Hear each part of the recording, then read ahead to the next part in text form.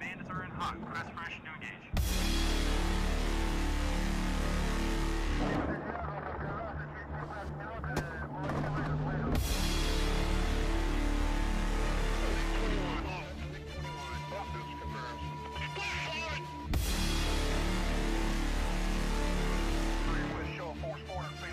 Over the target AO with the fear of God in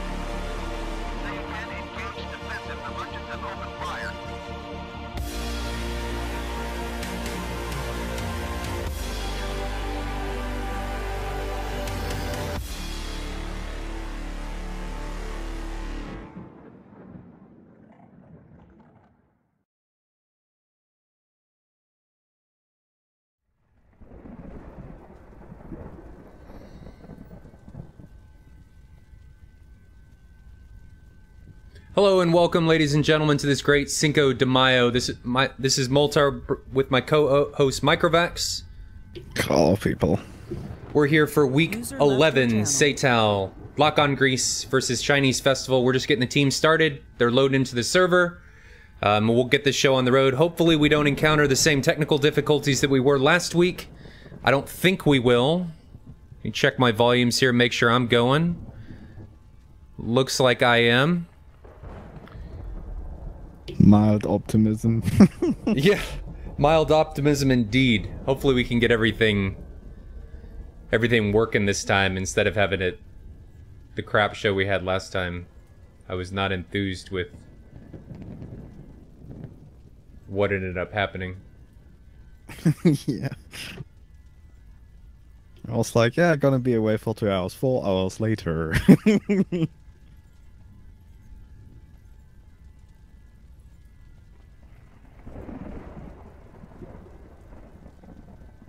So guys, like I just said not too long ago, we're just waiting on everybody to get in the server, and then we'll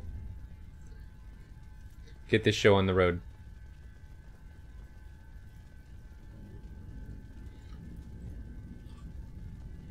Looks like Lock on Greece is joining, Chinese Festival's now joining, so we'll go ahead and switch views, get into the action here.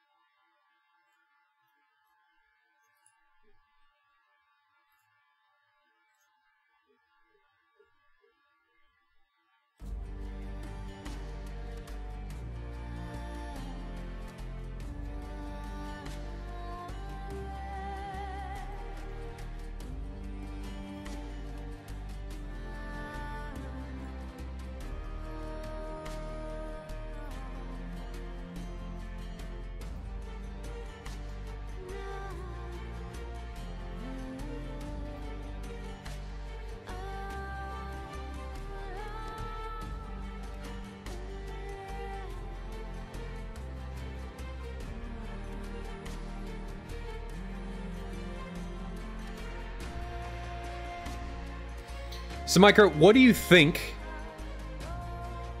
is going to separate these two teams today? It looks like we've got mixed airframes coming on both sides.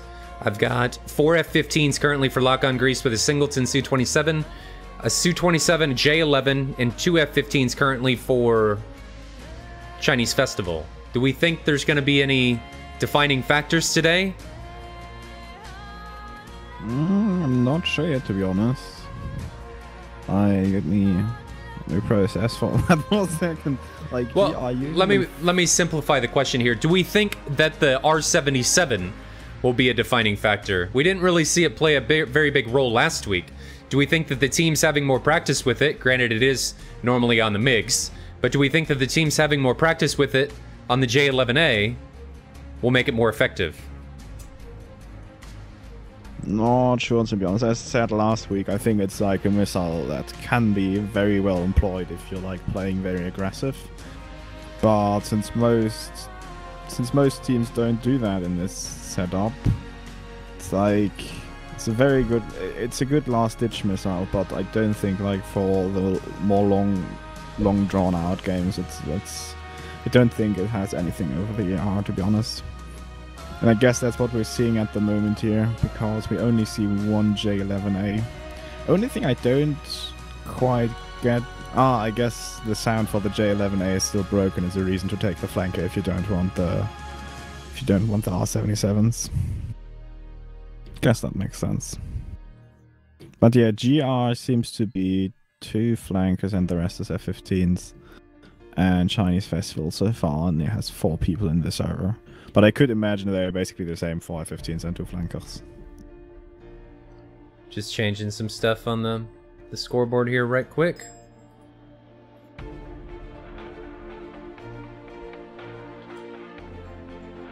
Hotfix, trademark. Yeah. I think it probably will airframe selection be a relatively symmetrical setup. At least it seems it's going to be. Before we saw GR taking Mirages and stuff, but I guess they have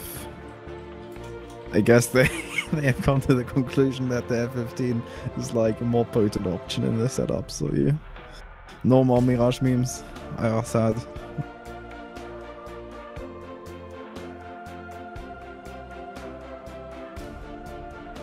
If I'm not mistaken, only Tor and RVE have used Mirages so fast, and both times it was only one, I think.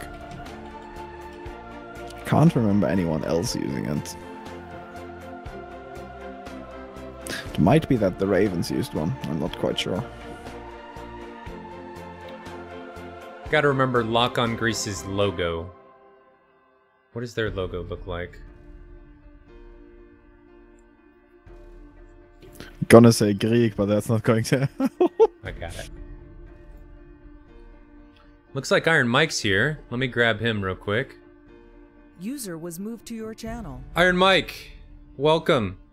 Welcome to the stream, my friend. I'm sorry you had a unfortunate weekend. Are we streaming? Yes. Yes, we are streaming. Okay. Nothing's happened yet. We're still waiting for everybody to get started. Alright then. We just dragged you down because it was boring without you. Yeah, unfortunately I fell on Monday. First time I mistook my steps in my apartment. Getting old. I already had a bruised rib from karting, and I fell right onto it, and it's just been horrible the whole week. Because I can't lie, I just need to sit. Oh, that's pretty bad. That's pretty bad. So I've still only got 4 pilots for Chinese Festival. I've got 6 now for Lock on Greece. Did you have, like, was it broken Iron Mike, or is it just, like, hurting a lot? I don't know, I didn't go to the doctor because you can't do anything with ribs anyway, so, you know, they just fix themselves, but it feels broken, yeah. Or knacked, I would say. I think broken hurts even more. But yeah, man, it's gonna pass. I've broken a rib every year for the past years. So goes the tradition. So goes the tradition, yeah. Usually it's summer, you know, when I'm doing crazy stuff on the boat. But this year summer came early, it seems. So I'm really still worried about Chinese Festival only having 4 pilots. Well, they had disconnects, and now they have 3 connects. Okay. Yeah. Just making sure. I must have missed the disconnects, so had me a little worried there.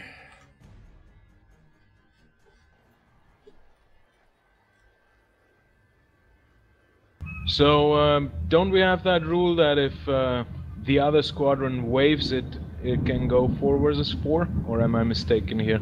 Refresh my mind. Yeah, we can go forward with as few pilots as possible. It's not necessarily if they wave anything. It's the other. You're expected to be on time and to have your pilots. I think they have the pilots. They had a disconnection. I didn't see that, and we were waiting on them rejoining. Yeah, Right. they've got 6 now, so we were just waiting on them to reconnect. We could have a ping issue. CNF 707 has a ping of 290, and at 300 is when we start seeing the kicks from the server. So, Yeah. but since we've got Well- all our... Go ahead. Usually, you know, I mean, the high pings, they become a problem when you have full service, like, you know, if the 51st is full or the 104th or stuff on a 24/7 server. Now, if you have fewer players, right?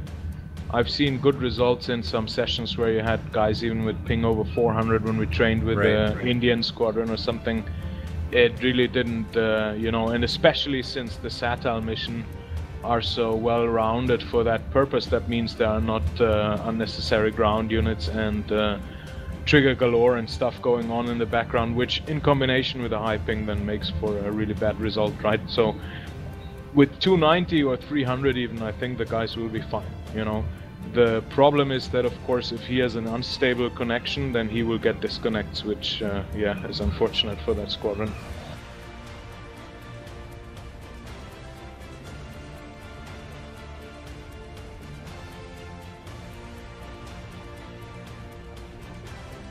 We found, like, on the 104th server, the golden mark to be 250, you know. Anything that goes above 250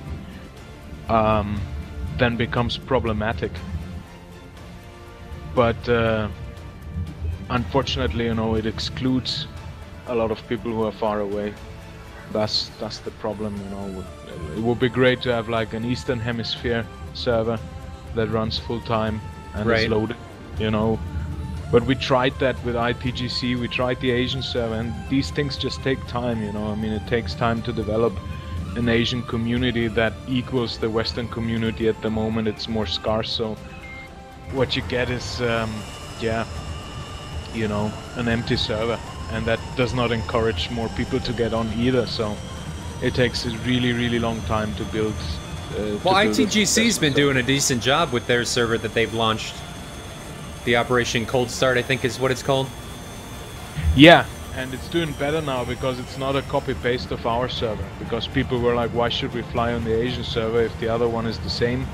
And now they started doing their own thing, and I really like that because that, of course, you know, adds something new. And then people take interest in that because, you know, you already have the 104th style server, you don't need a second one. If you want to go to another server, then you want to experience something else. And that's what they did, and that's a really, really good choice, so I'm very, very happy for them. Micro, can you check the stream and make sure that it's smooth, if you don't mind? Yes, sure. Yeah, calculate it, Simon. Give us the numbers. Well, yeah, it looks like there seems to be slight hiccup.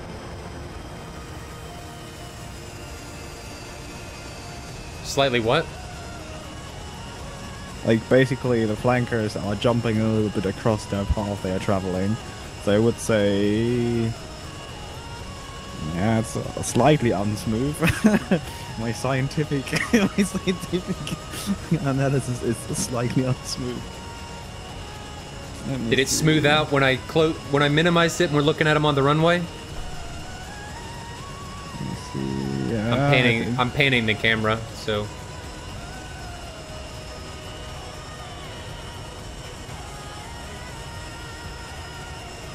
If we have to, I'll shut down the TACView stream and we'll go from there. May have to have somebody else stream it.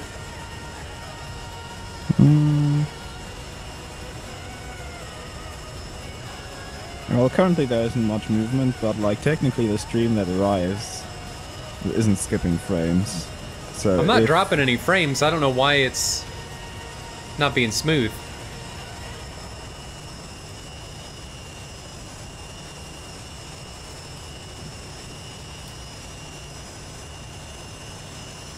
Are you getting constant 60 FPS to OBS or whatever you use? I'm getting like 50, so you shouldn't see any. Yeah, the thing is, like, if you have 50, then basically you will encode some frames double, because, like, the stream is running 60 FPS, right? Yeah. and that will result in these small like unsmoothness moments. Because like the stream is technically, like on a technical level, it's 60 FPS smooth, but like some of the 60 FPS are like the same frame twice. That's why it like jumps a little bit sometimes. But yeah, I guess it's fine. Like the stream itself is completely fine. It's really just what like is getting encoded as the stream. But I guess it's really complaining on a high level.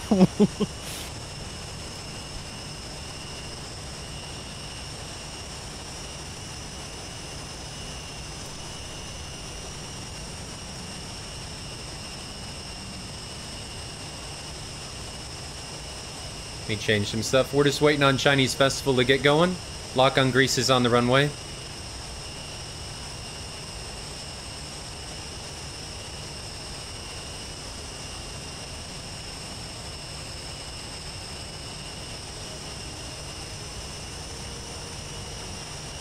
Yeah, I think from the airframe selection side there's not much to say today because it's literally Chinese Festival is half F-15s, half flankers if I'm not mistaken.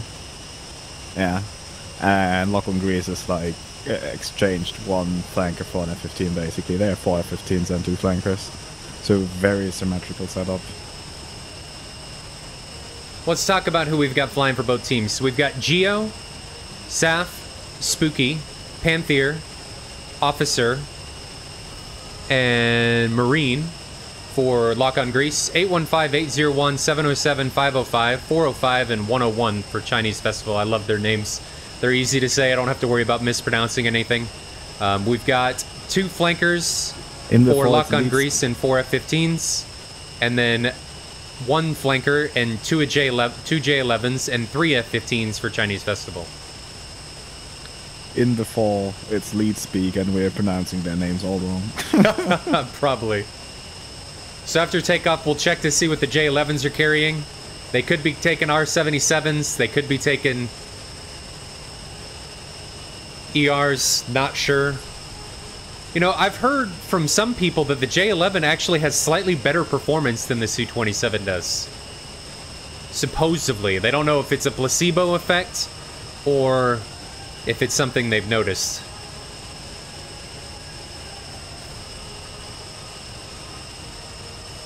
Sorry, I was reading chat because Tay said something about Spider. What was the question?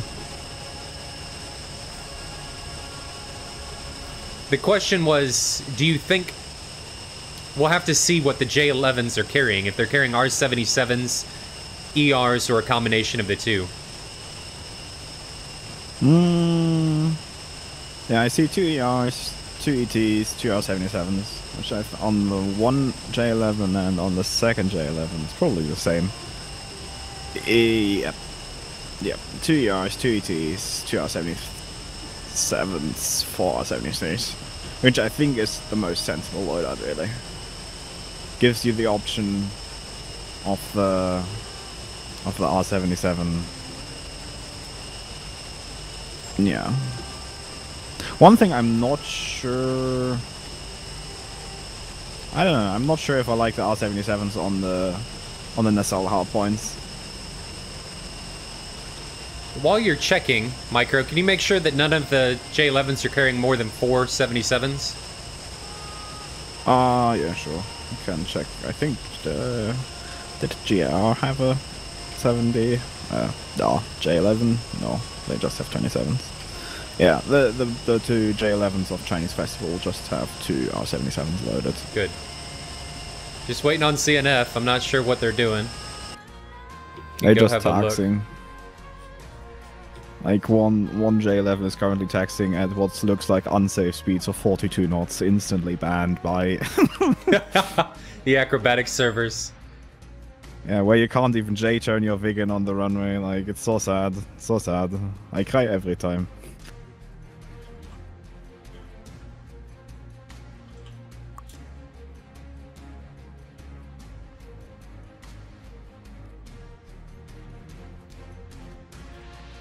We again have, as many people would say, 3-bagger alert. So we will again have a discussion if it is sensible to have 3 bags or no. But yeah, I think everyone is complying to loadouts. Let me check GR, but like it's the typical on the F-15s too. Who's got 3 bags? The Chinese people tend to have 3 bags like all the time. Like both Chinese Festival and what's the other team called from China? I forgot. Is it Team China? In Sky? No. Oh yeah, In Sky. Alright guys, fight's on. They all tend to use 3 bags. And the funny thing, like, the interesting thing is that they really keep them on for quite some time. Like, into the fight. Yeah, I mean, in BVR standoffs, 3 bags, they won't hurt you much more than 2 bags would, which don't, you know. But the problem with 3 bags is that you cannot pickle the outer bags. You can only pick, you cannot pickle the inner bag, which would be nice, right? If you would have the inner bag go first, and then you stick with 2 more tanks. But at some point, you know, when you go into the fight, you will be actually left with a similar amount of fuel if you want a similar amount of maneuverability. That means that 3 bags really make sense, in my opinion, if you have long standoff flights, so that you burn that massive amount of fuel to get there, and then, you know, anywhere when you enter the fight, when it comes push to shove, you will have to, you know, get rid of the bags anyway. So if that happens prematurely, all you did is carry extra load for nothing. Yep. But a lot of people like to do that, you know. I mean, it's I don't know. It just gives them the feeling that I have more fuel. If you really are a good pilot and very precise, and you can fight, let's say, up to the 10 nautical mile mark with 3 bags, then of course good for you, you know. Then you're winning with that setup. But it can very well be that if you just, you know, mispull ever so slightly, or if you, you know, misstep in your maneuvers, those 3 bags can cost you.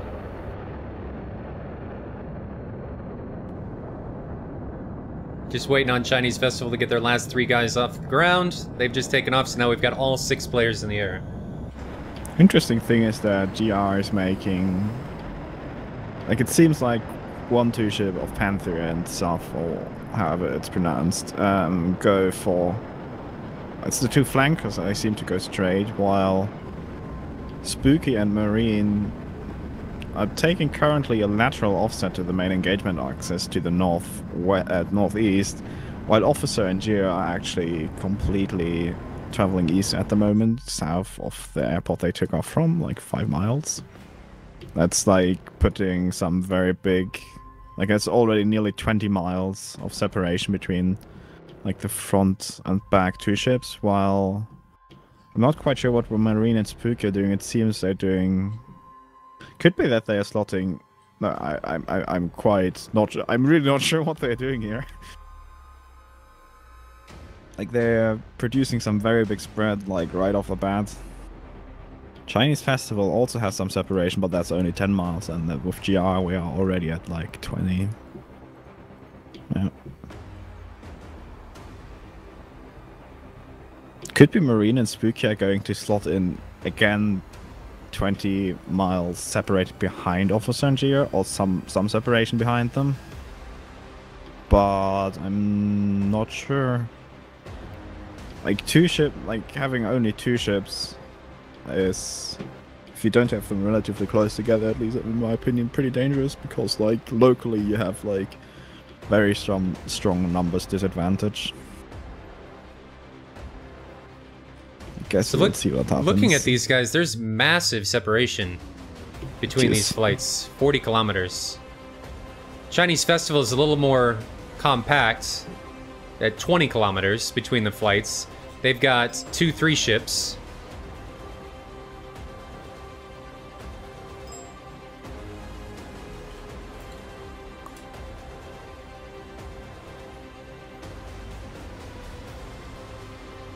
Thing is, what you can't really see in the F10 is that GR, like the flankers, are running at 16,000 feet, while the F-15s, 20 nautical miles behind, are already at 44,000 feet, still climbing.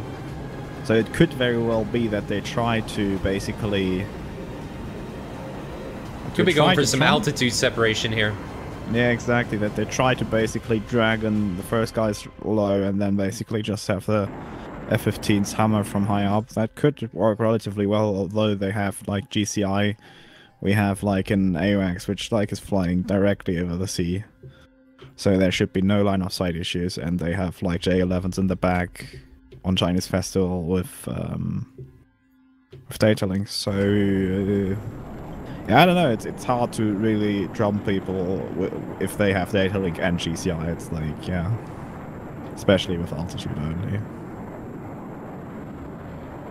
They're still accelerating though, so could be we see this gap closing reasonably, because I think they have like 100 knots overtake or something. Oh no, actually no. They don't have any overtake yet. 120 kilometers between the flights. And Chinese Festival still maintaining about a 20-kilometer separation between elements, while Lock-on Greece is still about 40 kilometers between that first two-ship and the second two-ship. They're a little bit closer in the last one, 20 kilometers. That lead one, that's some serious space. But they could be trying to utilize, like we just spoke about, the altitude separation between the low Su-27s that are maintaining an altitude of about 5,000 meters, and the F-15s are pressing about 14,000. So they could be trying to draw them in and then use the altitude advantage, converting that altitude into energy to allow those F-15s to really pounce on whoever tries to overcommit on the first two-ship. Well, the thing is, you know, I mean, if I would fly a setup like that, it would mean that the first two guys would be simply bait, right? You don't send out guys alone like that. But, and I don't like to say that, but knowing Lock-on Greece a bit, it is possible that this is a little bit random as well, you know? So we will see actually if they do really this on purpose as a tactical thing. I think, you know, they have this idea of let's send two guys out front and let's have four guys in the back. But I think they miscalculated the distance here a little bit. Well, they're changing again. The lead Su-27s are now descending to the weeds and look like they're heading to the hills. So they could be trying to either drag the fight to the hills or try and lose the nails that they're getting from the Chinese Festival and try and put on a flanking position. Well, we've seen that very same thing happening, if you remember, against the 51st, and I think it was in the second round or something. And what happened, basically, was that the 51st was spread out a little bit more north to south, and they cut in between. So they repeat this tactic here, Lock-on Greece, but the arbitrary thing is here that it is not really connected with the backup, because the further out those two guys will go now, and you can see what's happening on the red side. The red is just spreading out, okay? They're already sending two guys for them, and they know about the others that are coming. So now they will basically cut in between. And that will be a big problem, because the connection between the bait guys and the backup guys, if you like, is lost, is severed. And they're exposed, basically. They will get circled and they will get pumped unless they go all the way back down, you know, through the mountains and swing in behind, which means that the whole maneuver was for nothing anyway. And that's the thing, you know, you can have these great ideas, but you really have to think, like, how much does this connect with the other players in my group, in my flights, and is it really something that will give me a tactical advantage? Right now they're putting themselves at a tactical disadvantage. So I don't know that Chinese Festival sees them. I think 405 just got Panther at least. But 405's got him. But they were in the radar shade from the AWACS. First missiles fired, an ET from Greece, two AIM-120s from Greece, and an AIM-120.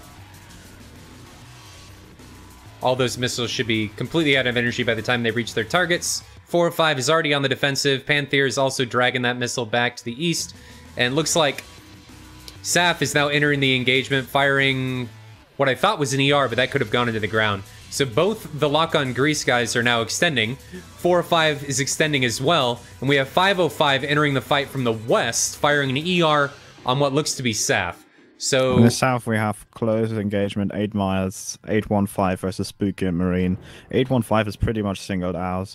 They should be able to finish him off here, unless we see someone run into an ET here.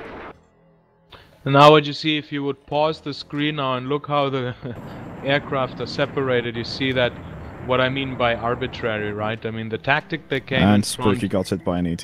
yeah, nice. You know, And the 815 died. So we got a it's trade actually there. a trade, basically. I think he's going to get hit by the second ET now. Yeah, Spooky's still he's up, but gone. that second ET is going to get him. Okay, so we're now at a 5v5.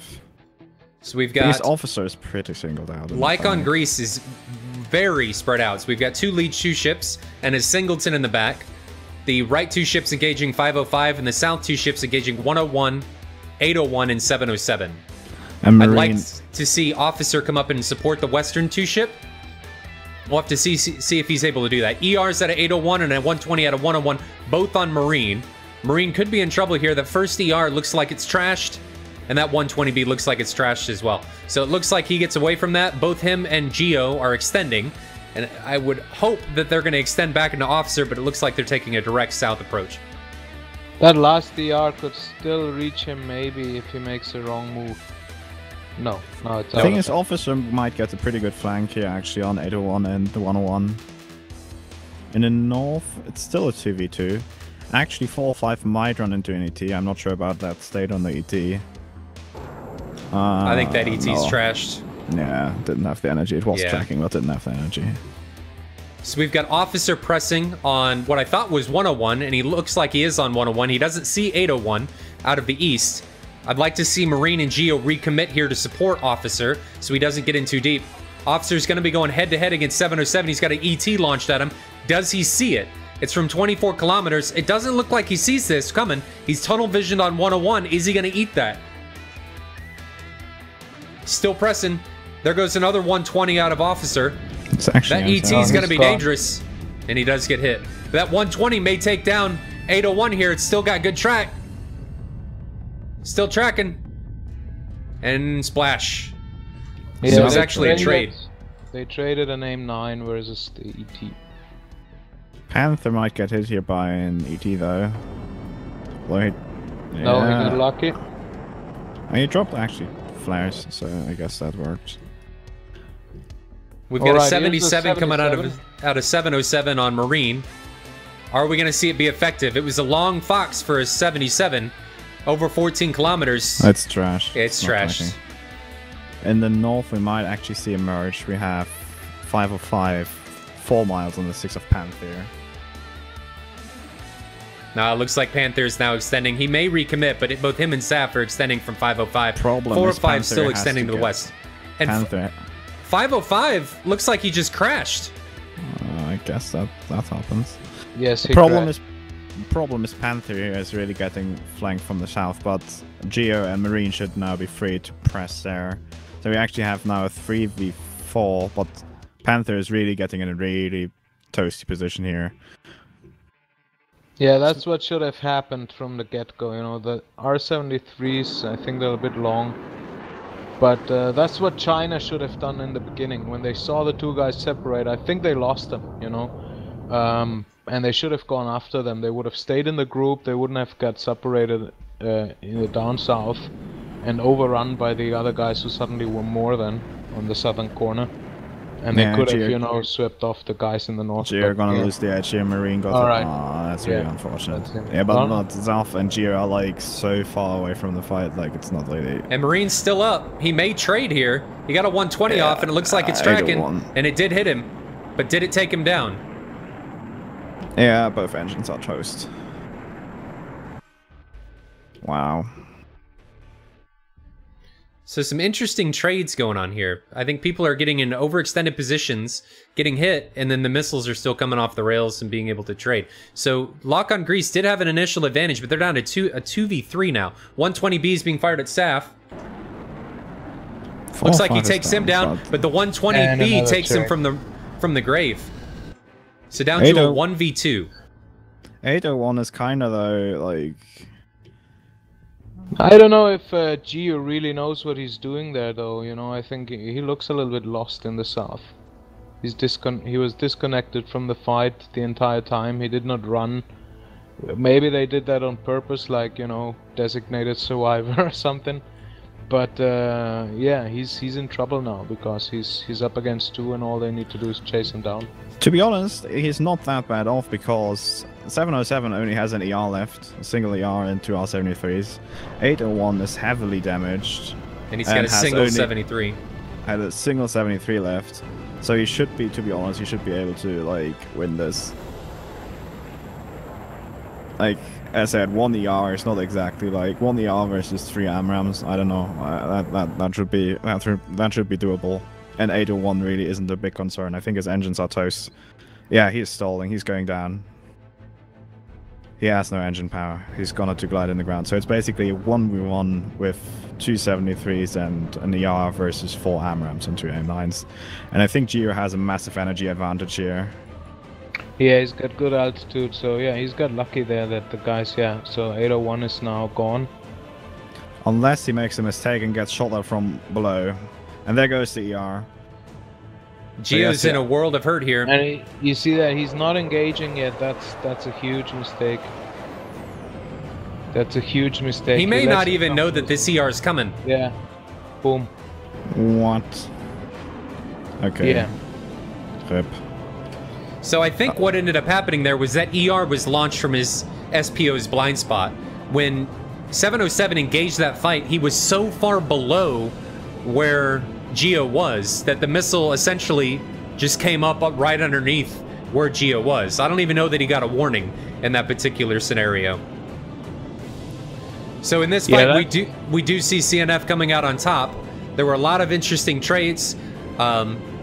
We saw Lock on Greece initially take the advantage, but Chinese Vesta was able to take it back and capitalize on the numbers advantage there at the end, even though 801, I think is who it was, went down because of engine failure. Yeah, that was pretty sad, like, rip. Well, I don't think it was necessarily sad. He just didn't know he was there.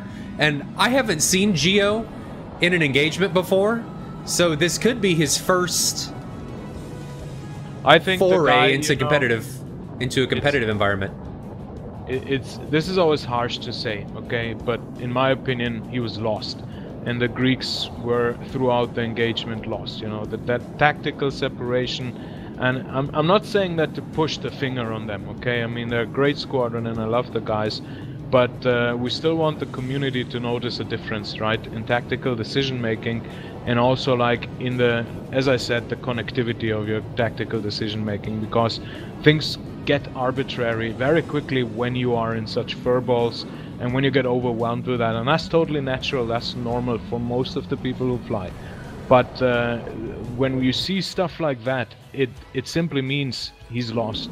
He doesn't really have the situational awareness, and that's something you really have to stress out when flying. And when you're a virtual pilot, the one thing that is the A and O of everything is such situational awareness. And you could see here very clearly that Geo was lacking situational awareness. If he would have had it, he would not have positioned himself against 2 Su-27s in the first place, because he does not know if they have only 173 left, and so you can suppose the down on missiles, but you would still expect them to have the whole package, at least one of them, you know, when you go into a fight. And that means you set up yourself, you know, so that you can aggressively engage both of them. You can tip them on your, you know, you can put them on your toes, and you have to be the one that puts the aggression onto them. If you don't, this is what happens, and I think it happened simply because of a lack of SA. Right, you know? I agree completely. But the other thing that we need to consider, and I agree that Lock on Greece was kind of a little bit lost, it seemed like, during that fight, is that, going back to what I said initially, is that I haven't seen Geo in a fight before, and if this is your first foray into a competitive environment, when you're coming up against some of the best pilots in the world flying in SATAL, your nerves can get to you, and people underestimate what nerves can do, especially in some type of hardcore situation, and you can fly like you would never mean to fly. I mean, you can just be like a lost dog wandering through the wilderness when you could be normally a really competent pilot. But when you're in a stressful situation when your teammates are dying, and this is something that I think people need to remember, is that you can behave in ways that you don't normally behave because you're in a stressful situation, and that stress can get to you and make you do some really weird things. But I do agree with you that you need to be on top of it, and you need to be a little more concentrated on what's going on. Here's the thing, what I want to say to everybody who's watching, okay? I mean, even, let's say, if it's not your nerves, and that can even happen to the best and most experienced guys. I don't want to count the events where I just simply G-locked out of excitement, yeah? Things like that, they happen. But let's say, even just because you're a noob or you're a, you know, inexperienced pilot, it doesn't matter. When we mention stuff like that, it's not to shame somebody, and it's not to point the finger and say like, hey guys, you know, haha, how are they flying? No, everybody who takes part in these events, you know, should be commended for taking part, first of all, and second of all, everybody who doesn't, you know, you should still take place, because that's how you learn. Take part, because that's how you learn, and it's important that no matter how bad you fly or how wrong your decisions are or something, you know, just take part and have fun, because we have to remember, okay, not everybody has time, you know, to peel himself out to be a professional virtual pilot, or however you want to call that. So it is totally understandable that you see different level of skills even in events, and you know, I have huge respect especially for the guys who have a lower skill set, who have less time, and who still come, you know, and take part in an event and say, I don't care how I fly, I just want to take part and have fun, because it is due to them, you know, that we have events at all, because that's the majority, and thank God that they decide to fly. So it's not a bad thing if bad things happen at all, but we still point them out so that people can learn from that and can see also how important it is to have a really good situational awareness. Sorry guys, I'm having issues with the server. We'll be back on track here in a few minutes. So what do you guys think while I'm doing this that either of the teams could have done better? And let's talk about both. Let's start with Lock on Greece. How could they have capitalized on what was going on and changed that from a loss to a victory? Well, the initial mistake from Lock On was to separate. If you're a squadron that is not as well trained, the best bet that you have is stay in numbers. That means stick together as an entire group, because once you hit the enemy, what will happen is that those fights will split up on 1 versus 1s. And as you've seen, like in the 1 versus 1 engagement, at least they traded, right? So whenever they got Furbolly, Lock on Greece wasn't that lost. But since they got that stretched out, you know, they gave the chance more for tactical engagements, 2 versus 1s and so on. So all their trades in the end, I mean, unfortunately did not pay out, because there was too much separation in between. If Geo would have been closer from the get-go, if the other guys would have been closer, they might not have only traded, they might have even killed and stayed alive at the same time, because the Chinese were more likely to mix up guys and fire at the same guy and so on. For the Chinese perspective, I think they did not utilize on the mistake of separation Greece made in the beginning. They should have pushed in between, you know, cut off the northern guys, and also stayed as a group, because either or, if they would have been attacked from the north or the south, they would have still been, you know, higher in number against either of each groups. They also came in as 2-3 ships. They could have done, you know, with the F-15s in the south, works 3 versus 4 as well, especially the Chinese are not bad trained, and a 3 group versus the 2 in the north, swoop them up quickly and then rejoin to the south. But they did not cut in the corner, they just separated, they stretched themselves thin over the whole line from north to south, and that's how they ended up even overpowered in the south. So, you know, like I say, best bet is if you really don't have the tactics peeled out to, you know, fill in the gap as you see it, then it's best to stay together. I think the moment basically, like when we had 4v3 with GR versus Chinese Festival, I actually was relatively confident that they could capitalize on that. I think the problem what happened there, I'm not sure if they have a GCI. There was one guy who was extending west while he was basically getting sandwiched between north and south. If he did extend to the east and they did regroup, I think they could have pulled that one around. I think that's where basically, if GR had like reconsolidated at that point, they probably could have run the round. From Chinese Festival, I pretty much agree with Iron Mike that they should have capitalized on the big separation and try to basically take the first two as soon as possible down, because you have like the number superiority locally. Yeah, and if you think of it, you know, that let's say that micro engagement is basically a mirror of the macro mistake that I mentioned before. You know, they are in superior numbers and they let themselves get separated, although, you know, they were outnumbering the enemy, but through the guy running into the wrong direction, you know, they just switched the tables. And fair enough, you know, what they traded well, but a lot of them still get killed by ETs, and we've seen that against the 51st as well.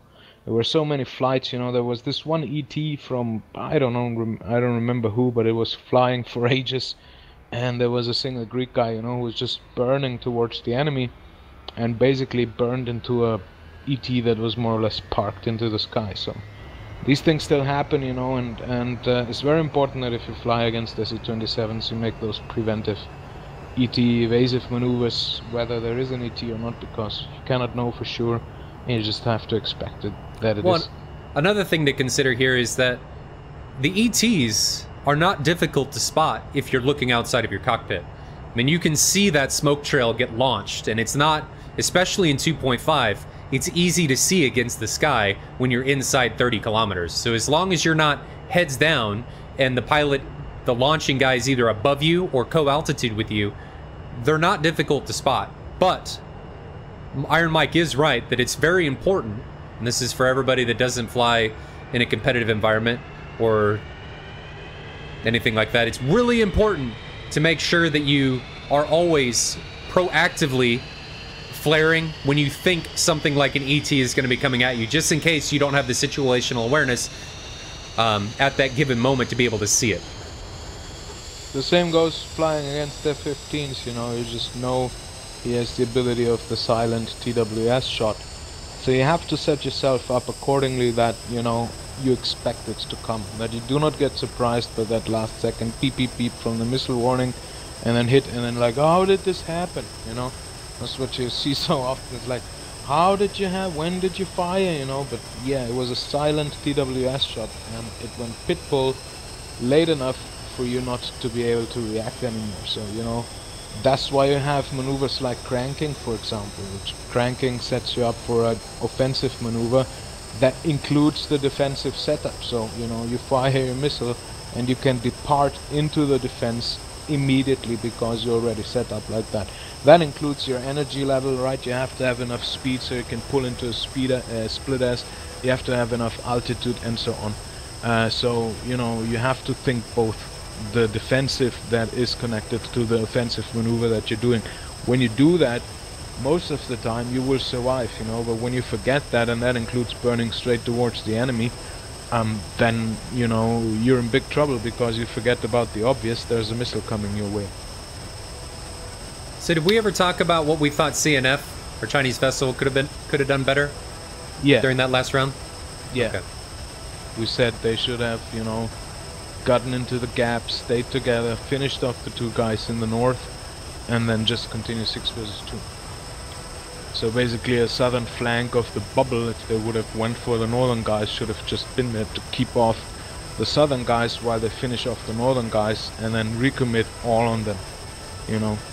In these events, like if you don't have that, and most squadrons don't, okay, like at the moment the 104th doesn't, because it's a new generation coming up, you know, and they need to, you know, work on their comms and the tactics and also the situational awareness, not only on what the enemy is doing, but the situational awareness also on what are my flight members doing. And you can't see, okay, you can't see where the guy 20 nautical miles south of you is flying unless he tells you to, or unless you've flown so much with him, and that includes really a crazy amount of hours, that you instinctively know what he's doing, right? So when Maverick and I fly together, we don't need to talk, we don't need to communicate, we just, you know, there will be some bits and bobs here and there, but I know what he's doing and he knows what I'm doing, and that helps a lot. But that comes with years. That doesn't come with days or weeks or months. That really takes years to develop such kind of relationships. And if you don't have them, it's very, very difficult to have a picture of everything going on around you, right?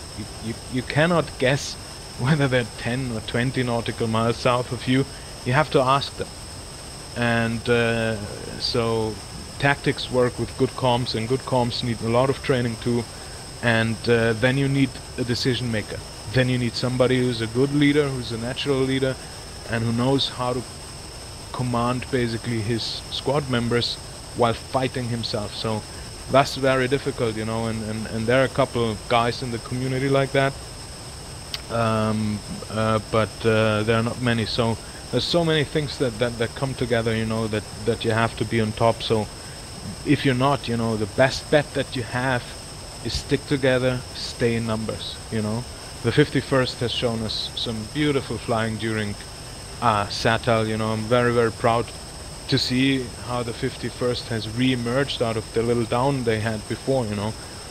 New generation coming in, new blood, and the thing is going again. And there you can see, you know, how it is when you have that tactical awareness, when you know how to work together as a group, because those flights, they stick together, they find themselves again, they know where the others are positioned, they have a good you know, relationship with a GCI, and that just means they have an overall marvelous situational awareness, you know. So if you don't have that, again, you know, stick together, stay in numbers, that's your best bet. So right now we're waiting on, looks like Chinese Festival's having some issues with things. I see a couple of other guys continually getting kicked. We'll give them a few more minutes, and then we got to get this show on the road.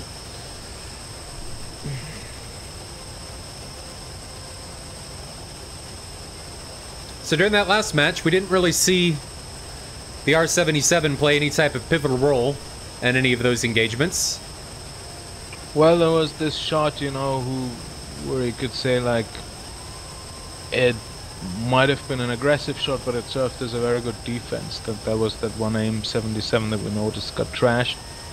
But missiles like that, you know, I mean, if you have a missile like the 77 who isn't, you know, that powerful, but it gives you that fire and forget advantage, I mean, that's an escape missile for me, right?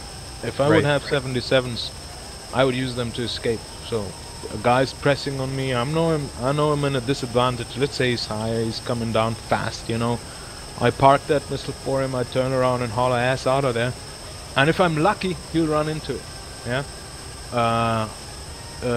If I'm fairly lucky, he'll turn around and disengage. If I'm unlucky, the missile won't do shit and he'll just run past. So it's the DCS life. Yes, exactly. I mean, there's so many times, you know, because I make a very, very clear distinction between, and I demand it from my cadets as well to learn that what is an offensive shot and what is a defensive shot. And the defensive shot is so important because it you know, plays into the psychological game that you play with your opponent. And what we say always is, you want the guy to play your game and not you playing his game. So sometimes, you know, I will just make him work. That means, you know, it doesn't matter how good a pilot you are and how much experience you have. When you get a missile warning, you start changing your behavior. There's very, very few guys who rush through missile warnings, and most of them get killed 8 out of 10, I would say, when doing that, you know what I mean? So those defensive shots are very, very important, but how often have we fired, you know, an AIM-120 or R-77 or an ET for that matter, and the guy didn't even fucking know that it's there, you know, he just flew past it because the missile didn't guide. And that's just DCS, and it happens for everybody, so nobody's at a real disadvantage, and yeah, you just have to shrug your shoulders and move on.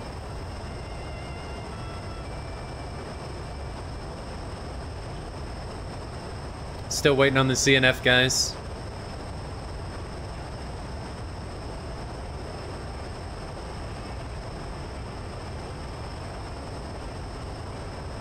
Panther as a point, if I remember correctly, due to the rules, they have to stick to the same plane loadout through all rounds, if I remember correctly. Correct.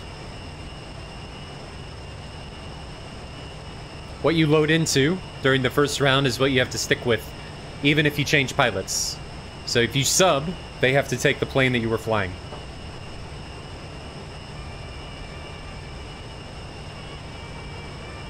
And reason for that rule is we don't want people coming in here, seeing what the other team's flying, and then changing airframes to give them some sort of tactical advantage.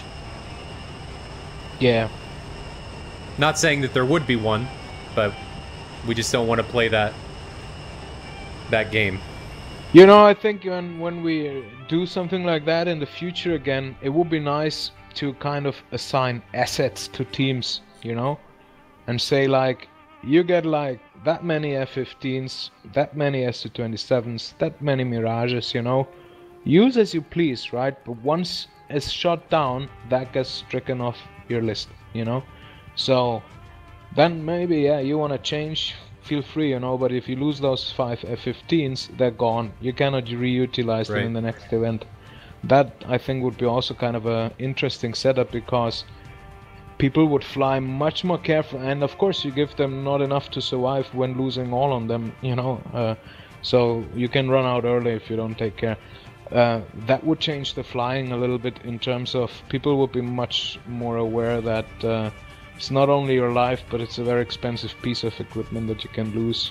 I'd be more interested doing that with missiles. Especially because then we could both, you know. Everything is assets, and everything has to be limited, you know. Missiles, countermeasures, even, you know, fuel amount, stuff like that. So you got to make some serious calculations to get through the entirety of the event.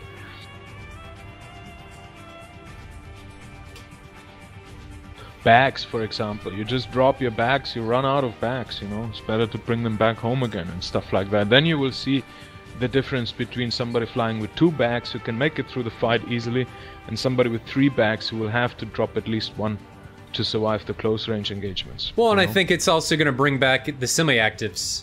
So you're not just, everybody's not just going to be flying with ERs and 120s. You're going to see more Rs and AIM-7s. And honestly, I prefer the semi-active fight, especially for streaming, just because it's more exciting. You get to the merges more often. Yeah, SATA is the much more fancy flying, in my opinion. You know, I mean, I'm a huge fan of the AIM-120C, and I don't like AIM-120 bashing at all. It's nonsense. It's a missile that can easily be beaten in game, you know, especially with the state of it's in. I mean, it's nothing compared to what it was in FC2, and even then, you had Su-27 pilots who would just kill you, you know, if you weren't on your toes. So the missile's not the problem, but you are absolutely right that the more fun of an engagement is a semi-active engagement, because it includes more flying skill, right? A snaking maneuver performed correctly, you know, can mitigate your missile's abilities very much, while working in both ways means you can have the stronger semi-active missiles against an opponent who has a weaker one. But if you fly your snaking maneuver poorly and he flies his snaking maneuver you know, precisely, then he's still able to win. Well, it also forces the pilots to follow the missile onto the target. Yeah. So, you know, and that's why you need to fly, because the only maneuver, like you say, you have 2 brilliant pilots who are equally good, and they both have the same missile. You have to snake it. If you don't, you will get shot. And, right. The one who does a mistake during the snaking maneuver is the one who will die, you know? You have to fly it really perfectly if you're, let's say, equal level, top level pilot, right? And you fly 1 versus 1, and you do snaking maneuver, you know, and apart from that, that's the 1 versus 1 scenario, but the tactics become much more important, because actually you want to avoid that snaking maneuver, since there's always a possibility that you make a mistake and you're gonna be the one that's buying it, you know? If both fly perfectly, then it's a 50-50 chance, and the 50-50 chance is very poor. So what you want is basically what the 51st excels at: boxing, you know? lure the guy in so that he gets alone, and then you have 2 versus 1, and then it turns into a bag and drag, a drag and bag, where one guy is being chased and the other guy just kills him off, you know.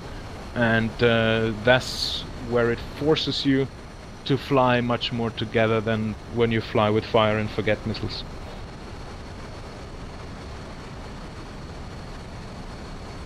Well, on top of that, I think it also brings other airframes into the engagement. I mean, it's hard for the Mirage to compete a lot of times against when you have the heavy hitters like the F-15 and the Su-27 being able to carry everything that they can normally carry. So I think it allows other airframes, especially when the Hornet releases, since it's only going to be a semi-active, only have semi-actives at the initial release, that it's going to bring or allow it to compete maybe a more equal playing field. Yeah, although, you know, I mean, a good Mirage squadron will also do good against, you know, maybe not the best F-15 squadron, but still, it's always a bit more the pilot than the plane, in my opinion. You know, I agree. And you can survive very nicely against the 15s if you have your tactics peeled out. But in general, you know, when you bring it on 1 versus 1, then of course, you know, picking a Mirage, which is an interceptor, against the F-15, which is an air superiority fighter, is the wrong choice. Period. It hasn't been developed for that, you know. It hasn't been built to kill F-15s. It has been built to intercept other smaller aircraft, other similar fighters, helicopters, stuff like that, right? To intercept stuff. It's not an air superiority fighter. The Rafale, for example, is much more like that, right? But the Rafale, or, you know, Eurofighter, those Su-27 as well, and all those guys, you know, they're air superiority fighters, and the other stuff is more the interceptor stuff, and they don't mix usually.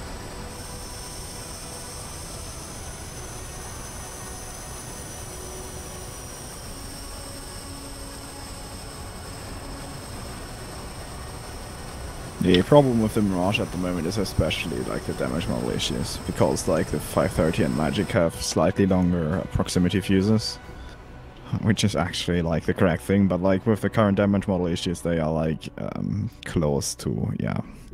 I mean, you saw it in the ITGC versus RVE match, where I basically hit the flanker with a 530 and a Magic, and like he didn't have anything except visual damage.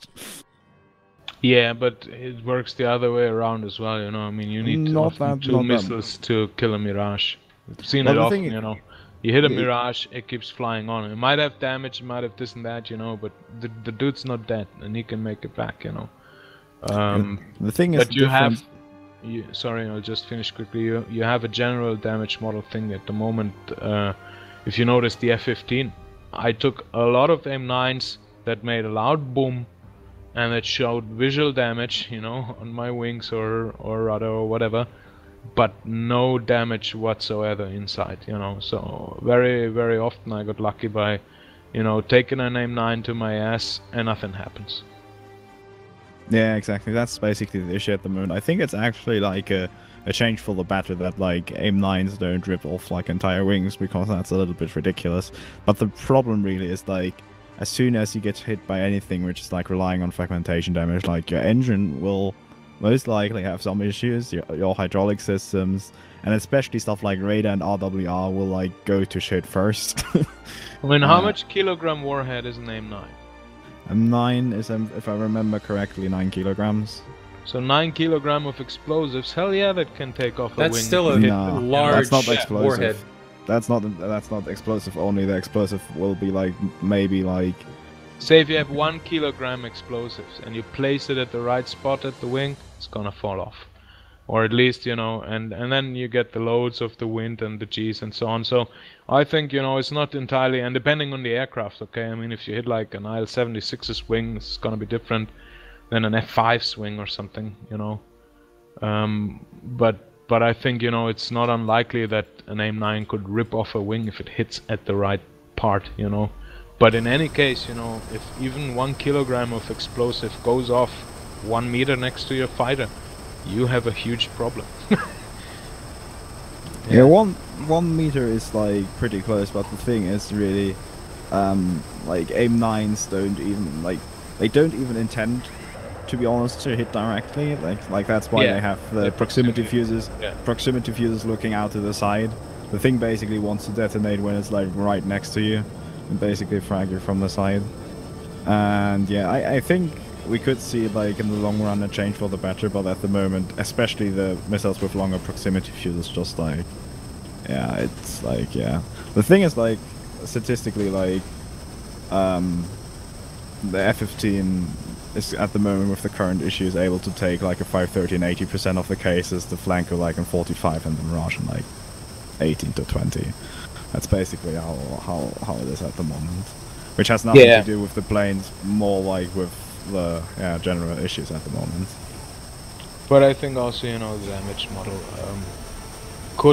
I mean, you would wish for, in a simulation, right, a full simulated system simulation. That means, like, if there's a power line running in that spot in the aircraft, this should be simulated, and if the missile hits and severs that power line, that power is not available, and so on, you know. I mean, that is the ideal thing what we would hope for, but I think it's still gonna take a lot of time, you know, that DCS becomes like that. It's easier in World War II sims. IL-2 does that, for example, right? If you hit the fuel tank, it's gonna explode. If you hit a centimeter next to it, nothing's gonna happen. So, you know, that is awesome to have, but yeah, in any case, it should be like that.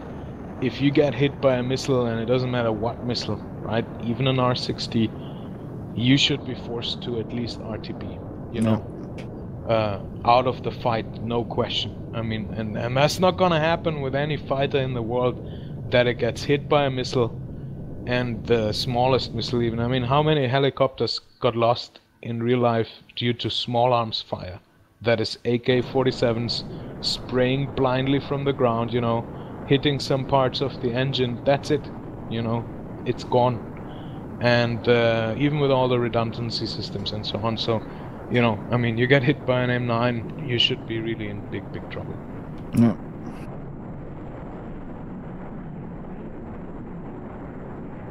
So this time we see Chinese festival, actually. I'm not quite sure. Could be... They're departing the same way. It's 2-3 ships. I think actually last time the F-15s were up front, this time the flankers are up front. I'm pretty sure last time the flankers were in the back. GR seems to be doing this same thing again, where the lead two flankers take a very big offset, while like the they already have like a separation of 30 nautical miles. Jesus. Well, last time when we saw Lock on Greece enter the fight, they had a separate... Oh, it's almost 60 kilometers instead of 40 this time. Yeah, and they're not even like full hot yet. So the separation for Chinese Festival is about 23, which is what we saw last time. So they look to be using the same approach as the first round. The difference that I see for Lock on Greece is that the lead 2 ship of flankers isn't taking a low approach. They're climbing. They're passing 8,000 meters. Last time we saw them constant at about 5,000, then descend into the weeds, and then take the fight into the hills. This time they're ascending, and we'll have to see how this change in strategy or change in tactic plays out for them, and what they do once we get into the engagement.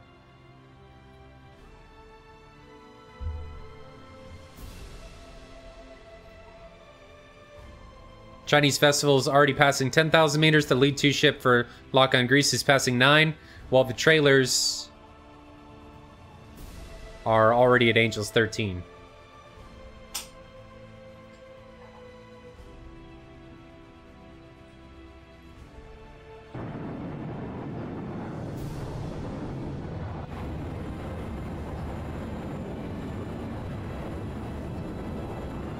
I think GR trashed the idea of going into the mountains with the flankers.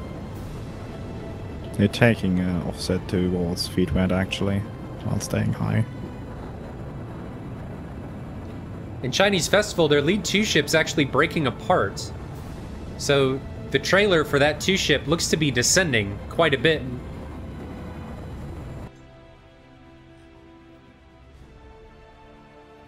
while the left one of that 2 ship is maintaining his altitude. So we could see a singleton, 505, breaking off and taking a flanking approach to this engagement from the east.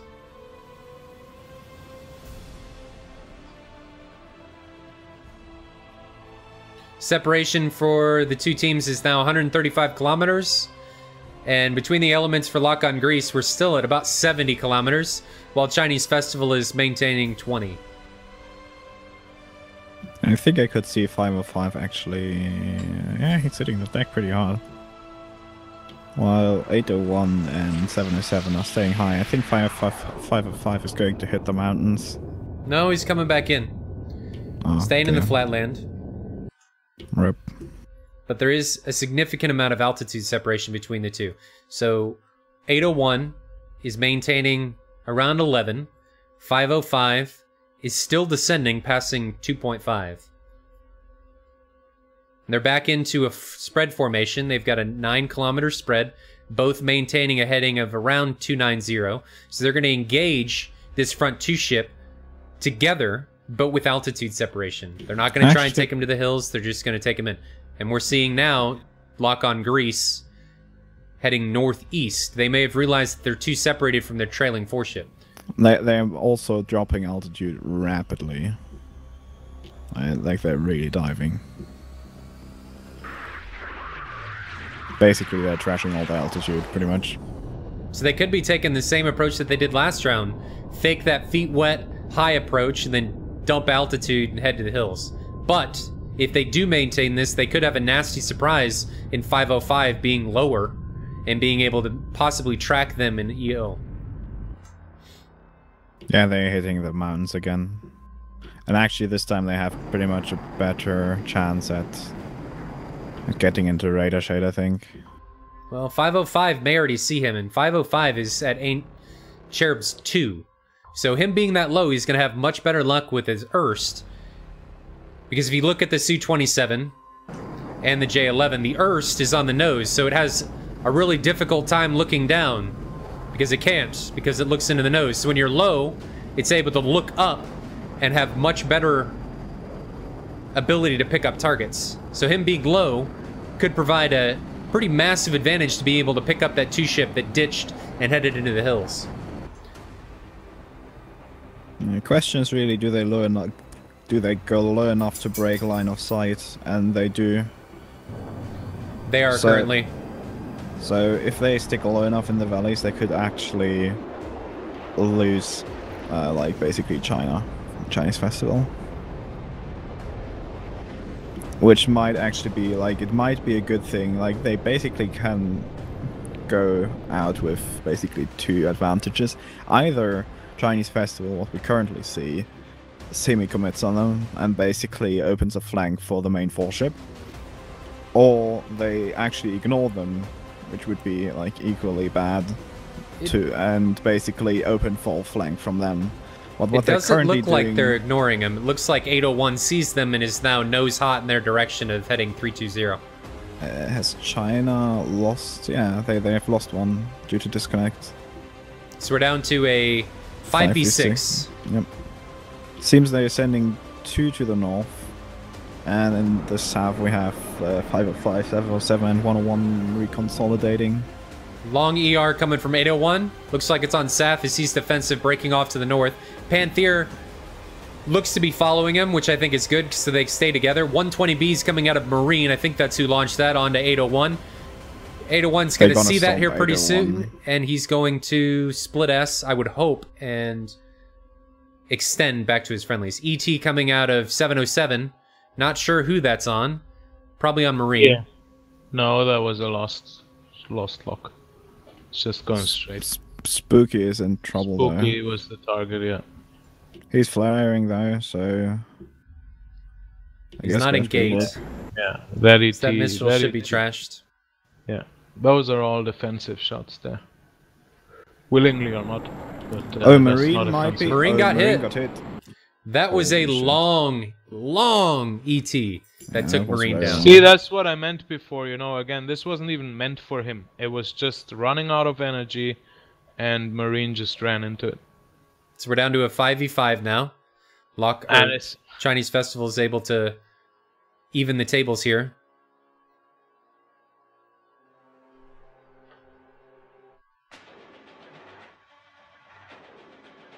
Defensive 120B coming out of 101 on Geo. Geo immediately turns cold. ET's coming out of Panther and Saf, but I'm assuming they were on 405 and he's already cold, so that missile is well out of energy. So both teams playing more conservative this time. Yeah, and they stick more together as well, which is good. They made this north thing again with the SU-27s, but this time the Greeks at least, the Chinese at least put them off. You know, what 801 did there was good. It made them turn around and separate them. Geo is flying away basically again. You can see that he cannot really, you know, estimate the missile warning, so he extends more than he needs to, which is fine. Better play it safe. And Marine is coming very close to an ET, but he misses it. Yeah, but it was Officer who got shot down, not Marine who got hit by that. Oh, ET. my apologies. Yeah, no worries. But again, you know, that's. I mean, how unlucky do you have to be to fly into a missile, right? Yeah, Because Marine that's what he did. Marine got hit, Officer got shot down. Like, Marine is heavily damaged. Ah, okay. And Marine could be in trouble here. He's got an EO coming from the front, Gonna and his get killed. RWR could be damaged, and he just eats it. And Chinese guy got killed Panther by is... ET. Yep. And Panther gets taken down. Yeah, so that was 2 trades again. Down to a 3v3. Seeing multiple missiles coming out of Geo. 3v4, still 4. Still 4 And Saf and 505 could be in an engagement here. ET coming from Saf. But it looks like 505 sees it. He's flaring, but he does get... What did he get hit by? The ET. Oh, he did get hit by the ET. Yeah. Looked like he was still engaged when he was flaring. Might... No. Oh, It's going to run out of energy. No, yeah, no. close. So now we should be down to a 3v3. Yes.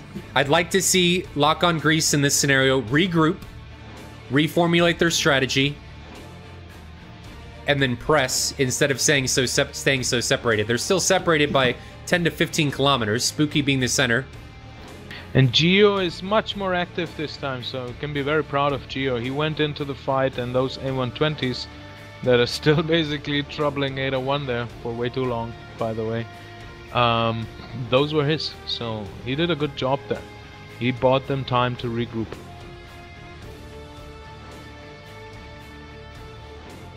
And that's 101 up here to the north, pressing the advantage on Saf. 707's recommitted and A01's recommitted, but the entire Lock on Greece team is still extending. We're seeing recommits now out of Spooky and Geo, while Saf is still dragging to the west. And you can see also they're communicating now. You know, those F-15s, they recommitted both the same time, so now they're playing together. And that's what I meant, you know, it doesn't matter if sometimes you play worse or not. You never know how useful you will be in an event, so anybody who has not taken place yet, it's funny that he fires AIM-9Ps though. Why does he have an AIM-9P? Maybe he Spooky might put it be on in by... trouble. Yeah. No, No, Spooky those defeated. 120Bs weren't met for him. They were on Geo. Yeah, but the AIM-9P, that is an unwise choice to take. ER coming on Spooky. Spooky may be in trouble here. Oh, very much. Yeah, he's dead. Boom. Down to a 2v3. ER coming out in retaliation from Saf. 707 may be in trouble. Those ERs were fired from inside 10 kilometers, but 707 I think is really low, Yeah. and those Yeah, missiles are now low. a non-factor. But AIM-9P again coming out of Geo, but that missile is going to be completely out of energy before it even gets close to reaching 707. That's like And taking 101 is R60s, you know. And 101 is getting the jump at the moment here. I think though Geo's seen him. Yeah. I That think so. ER may catch 707. Yeah, that will catch. Oh, yeah. Yeah. There it goes. We Boom. see it. There it is. Now Geo is defensive against AIM-120 shot and Zoff is against ER, but the ER is pretty defeatable and the AIM-120 is going to run out of energy. Geo, what are you doing? Geo's fine. And Zoff now has basically the jump on 101. This is actually pretty good. And it's an ER even still. Yeah, so that's a bag and drag now, so that's really good now for Greece. And 101's in trouble here with that ER. Yeah, he's and gone. now Geo, And he gets Geo splashed. Geo can turn around on 801, even if he only has... I think he Yeah. actually has 2 AIM-9Ms left on the wings, and 801 only has 1 ER again. Yeah, here comes Now the is 9M. M. Good. I So- think he equipped those by too far. accident. I don't think that was intentional.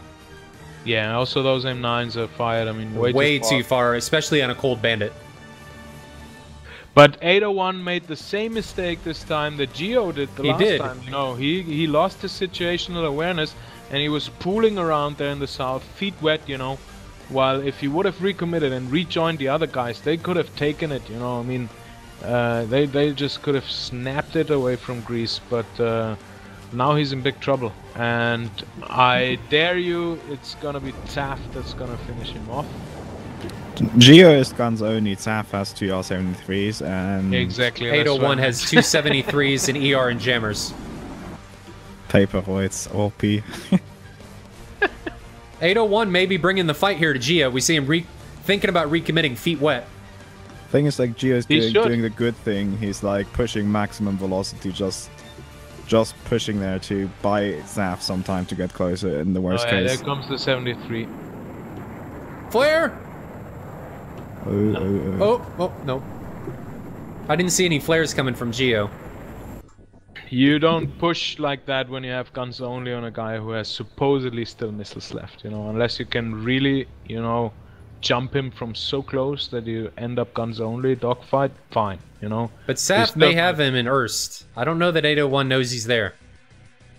I think the press is valid if you still have flares. Like, as long as you can cut the engines and flare and basically count on him not having semi-active. You have to be closer. If you're 10 nautical miles and the guy reverses into you with missiles, you're, you know... 73! Oh! We see a trade! Oh my god. No, that was a funny ending. But like I told you, it's gonna be Zaf, it's gonna get it. Yeah. I agree, Microax, you know, but you have to be significantly closer for that, because with 10 miles range, you know, if I do an Immelman or something into you, you don't have a chance, right? I mean, you might dodge 1 or 2 73s, I might have 4, I might have an 77 left, I might have an ER left. Well, in any case, your guns will not win against it. The issue when you're getting in there isn't necessarily the 73s, it's if he has an ER in your head-on. Yeah.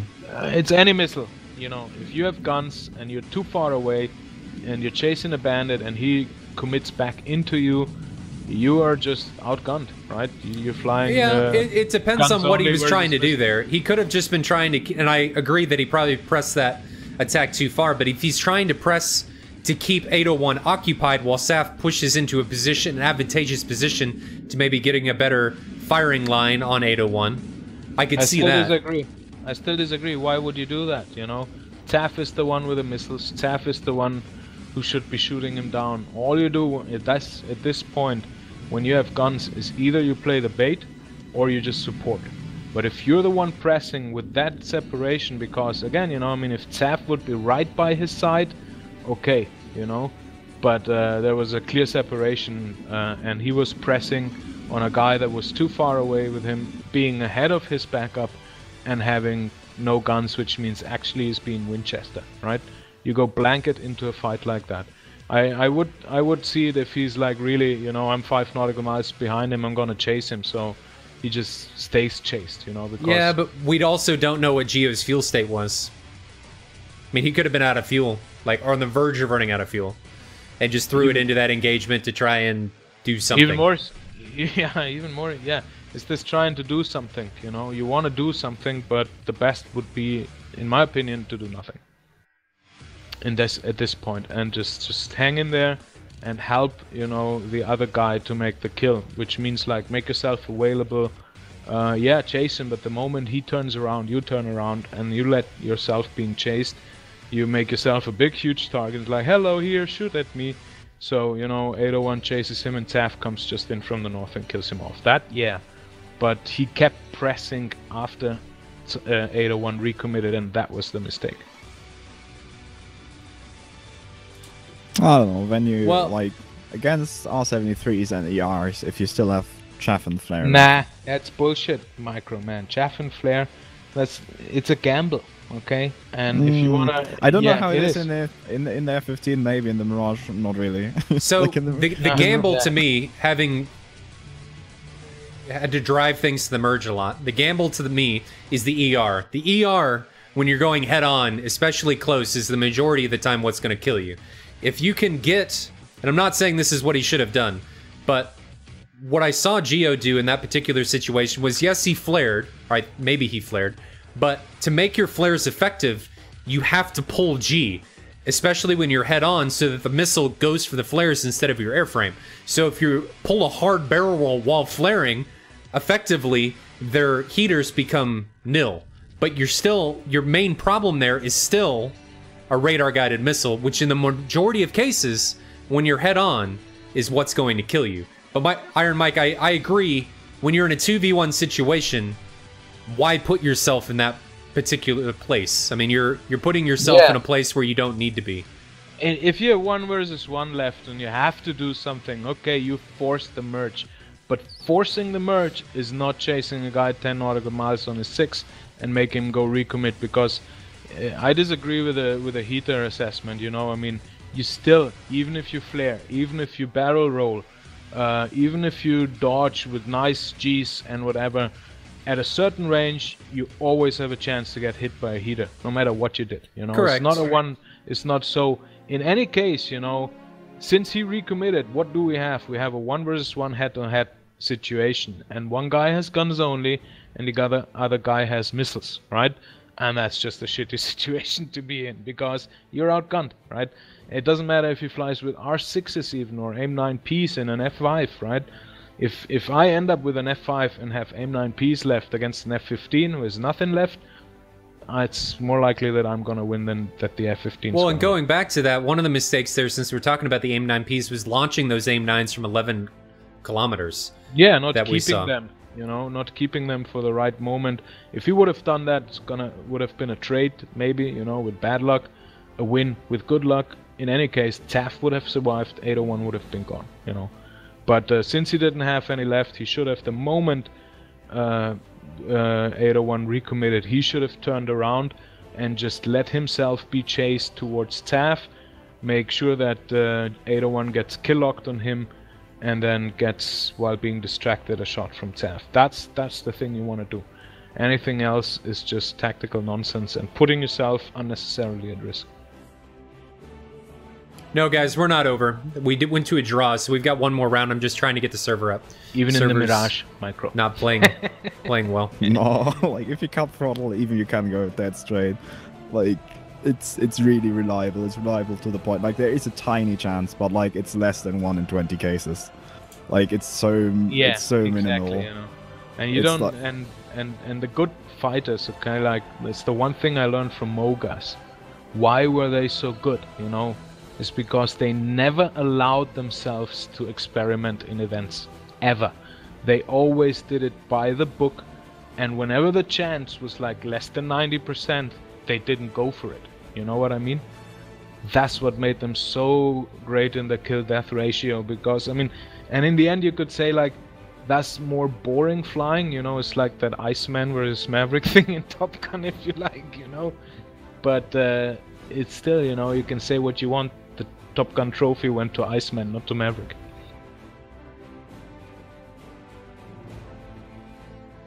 If you want to quote that beautiful documentary film from the 80s.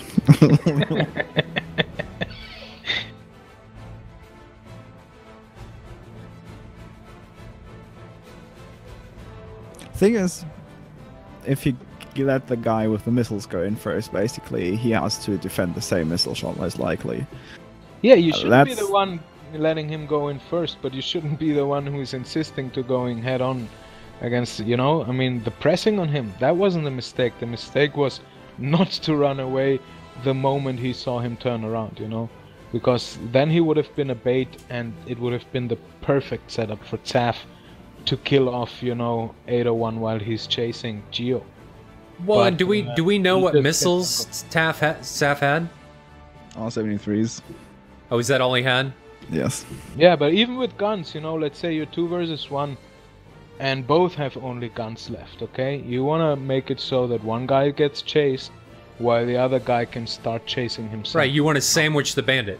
Exactly. It's called drag and back, you know. One guy is dragging the bandit, making himself available as a target, as bait, and the other guy is bagging him, which means he's, you know, snapping the trap on him.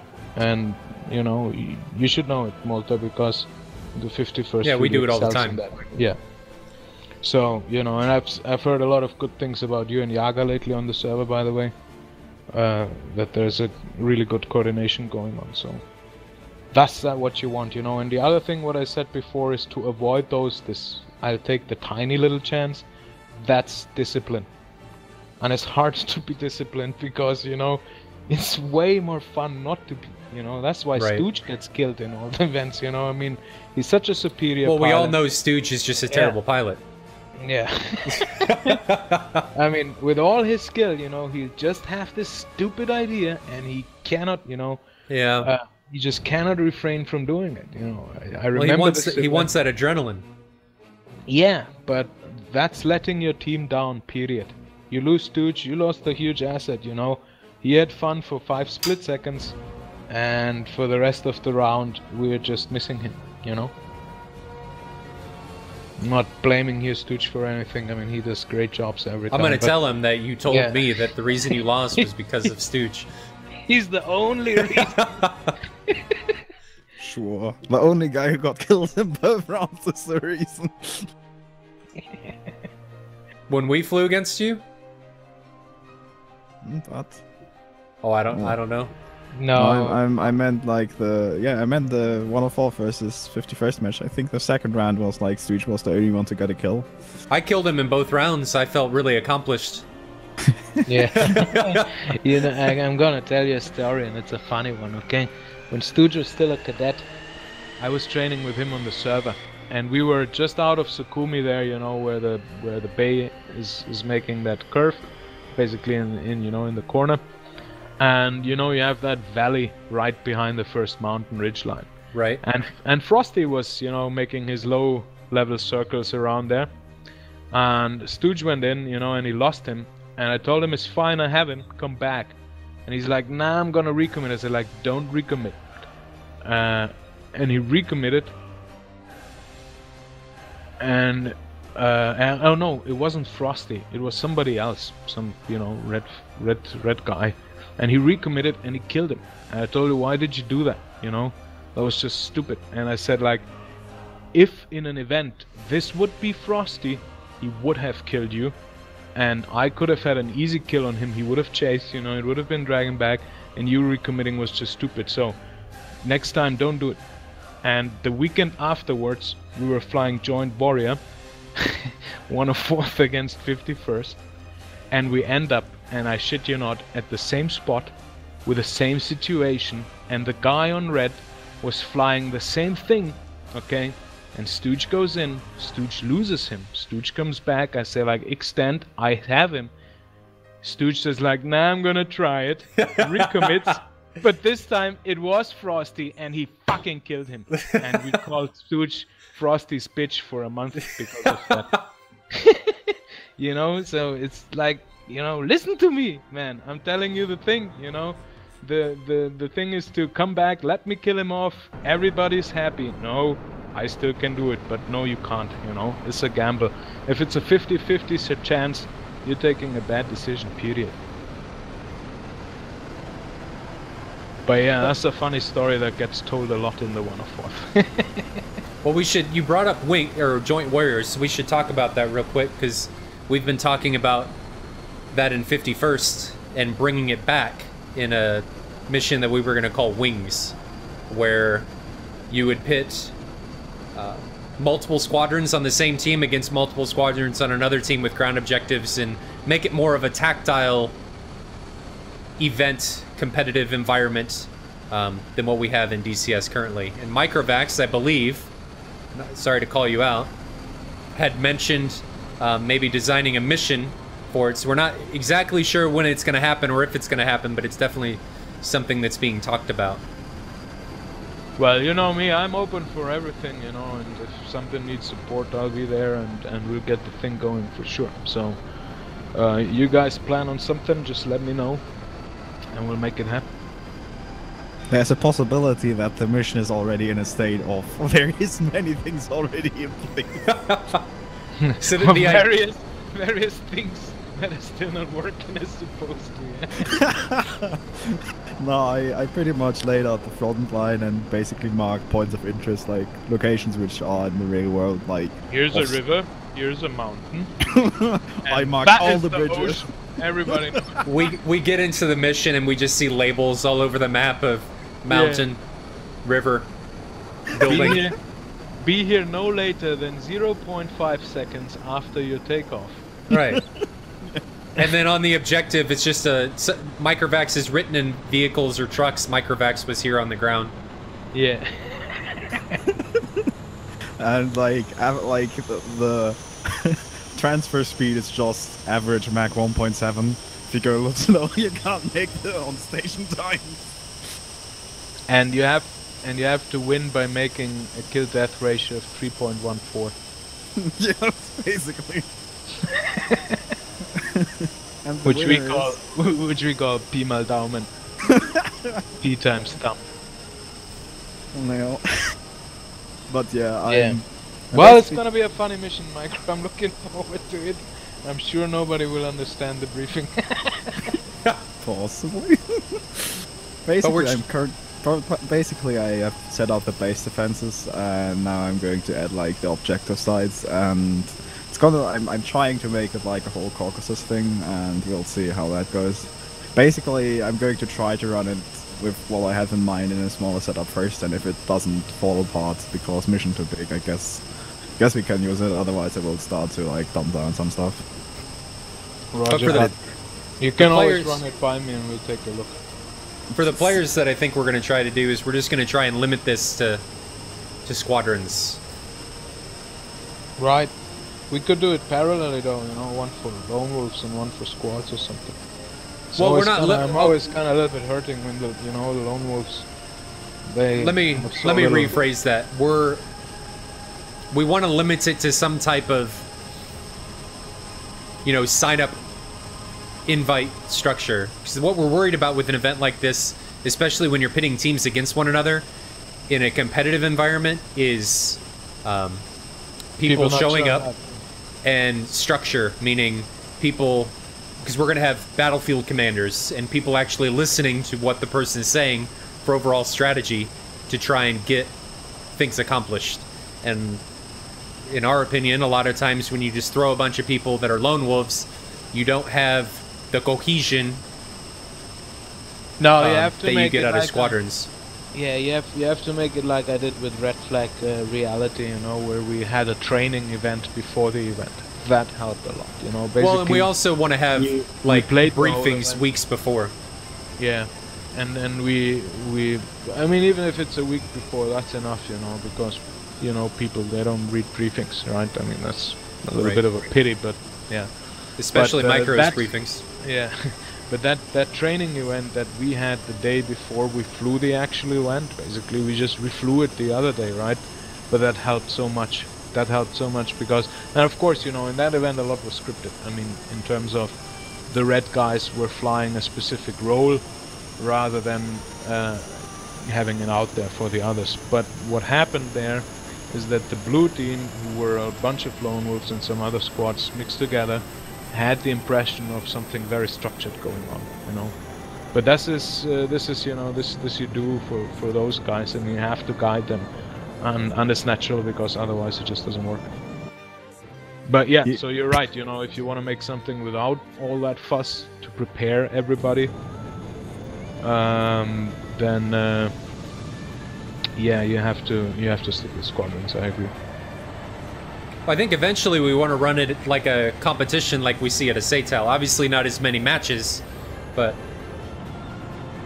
something that we can keep track of how teams are doing, who the best teams are, what players' kill-to-death ratios are, and just make it another event that maybe runs alongside SATAL. Maybe we run a match every quarter or something, and then you can see who the best teams are, who works the best together, and so on and so forth. So our whole mindset here is to just make DCS a more competitive and engaging environment instead of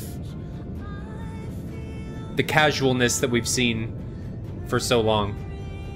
I don't mean that in any negativity. We're just trying to bring it to some place that DCS hasn't been before. Yeah, you know, I also think we should continue with Red Flag Reality in that aspect. Because Agree. that was the one thing that included really both Squadrons and Lone Wolves on a...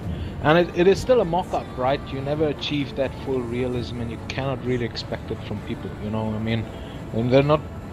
The United States invests $5 million into the training of a single fighter pilot, you know?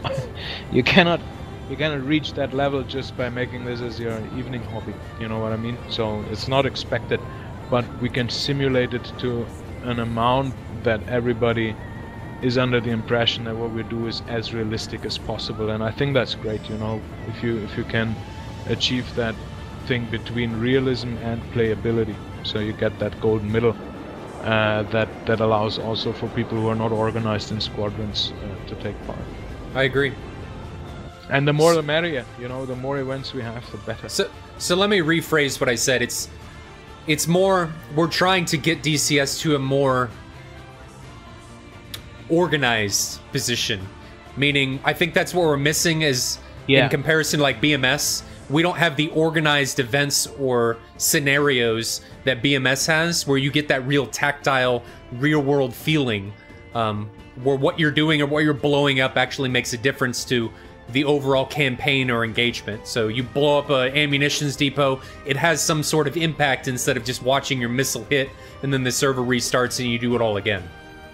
Yeah, that consequence and causality, you know, that's something that's, you know, I mean, having a dynamic campaign, and you can see even in Longbow and stuff like that, you know, or even Blue Flag, I mean, it just gets repetitive after a while because there's not a real objective there as, you know, I mean, we need to do that so they can't do, and you don't see that, right? I mean, like, if you blow up a bridge in real life and that saves the lives of 5 people on the ground, that has a huge impact on you emotionally and from experience and everything, you know, I mean, but in DCS, those 5 little soldiers, you don't even see them, you know, you don't know they're there, so, you know, you have to think of really clever constructed events to make it so that, because that's the one thing every player wants, in my opinion, is influence, right? I mean, that's why games like I don't know, for me personally, Mass Effect are so great, where you think like whatever you make a decision is gonna influence the outcome of the thing. And the same is like, you know, I mean, even if you flew escort for the tanker for 2 hours and, you know, guys were able to refuel, there are people who are happy to do that. They just need purpose, and to find that purpose, that's the important bit.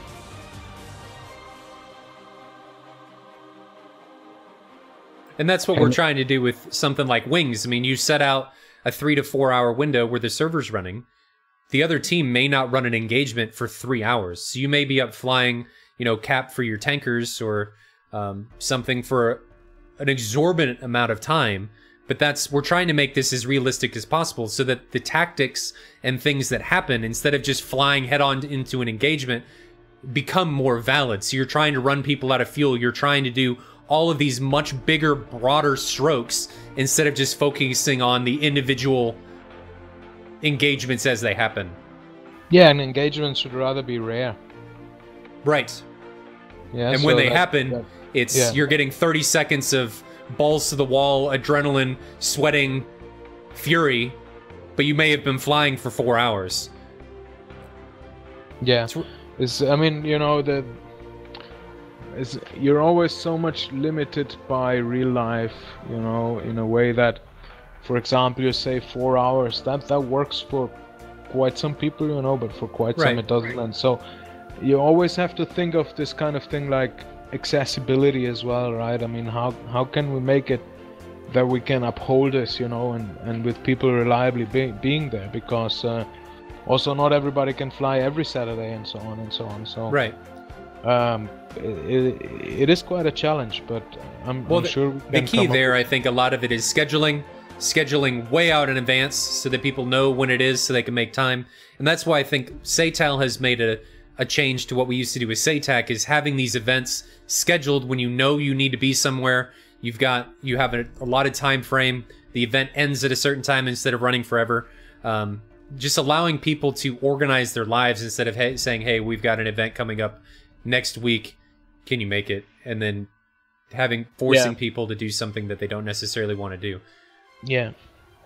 But I agree that finding a balance between mission time and how long things run and making it accessible to players and stuff is really important. So let's get into this engagement. We see Lock on Greece looks to be taking a feet wet approach. They're a little more consolidated here, unlike what they've been doing in the initial engagements. Their lead guys are still pretty low, Angel 7.6. Chinese Festival is splitting into their 3 ships now. They are much higher, passing Angel's 11. Looks like they might be trying to get some separation between the lead and the trail 3 ships.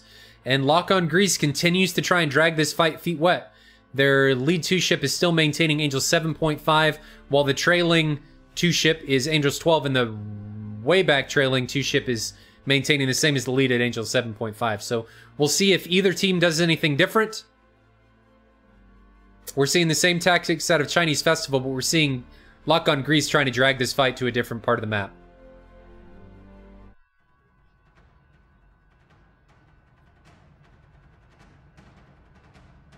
So we've got 2 possible outcomes in this match. We're either going to have a draw in this match like we did, or we haven't had one for the entire round, or we're going to see Chinese Festival win, since we can only have 3 rounds. So we're either going to see a draw, or Lock on Greece can push this... Sorry, Lock on Greece can push this to a draw, or Chinese Festival can take this to a win since they already have 1 round. 3 rounds only.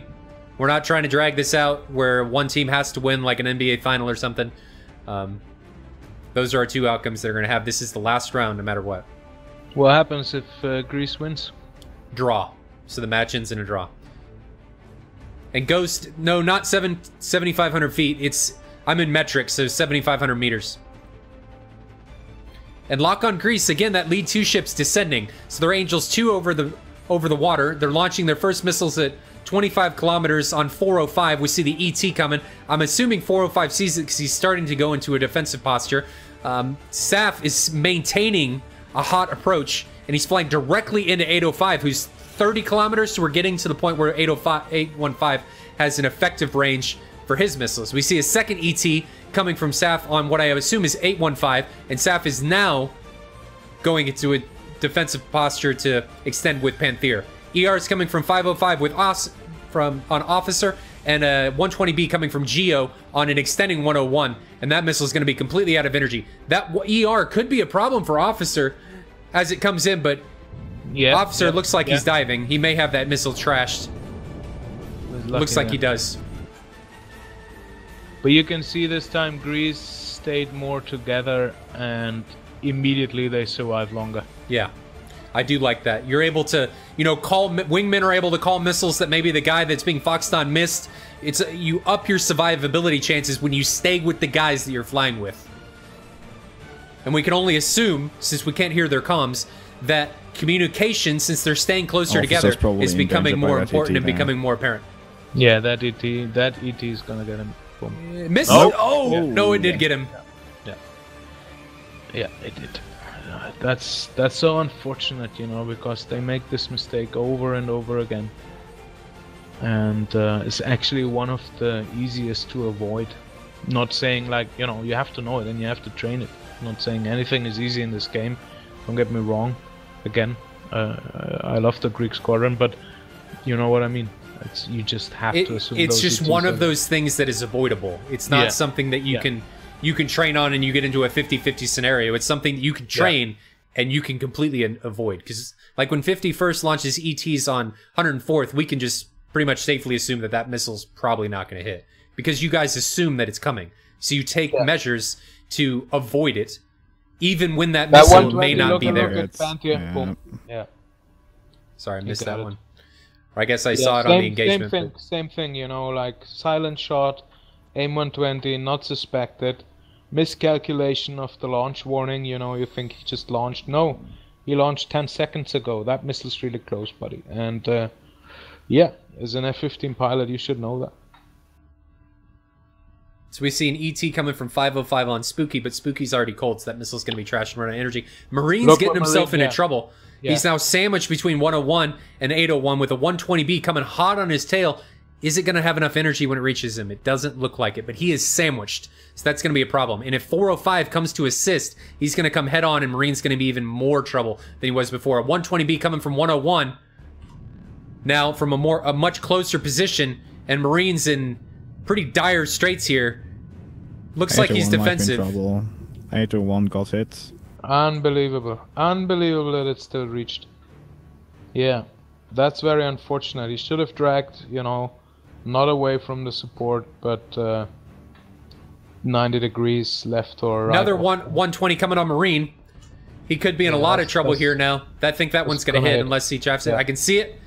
And, oh, no, it did hit him. Oh. I thought it was going to lag out and it was going to miss, but it definitely did hit him. So we're down to a 4v2 now.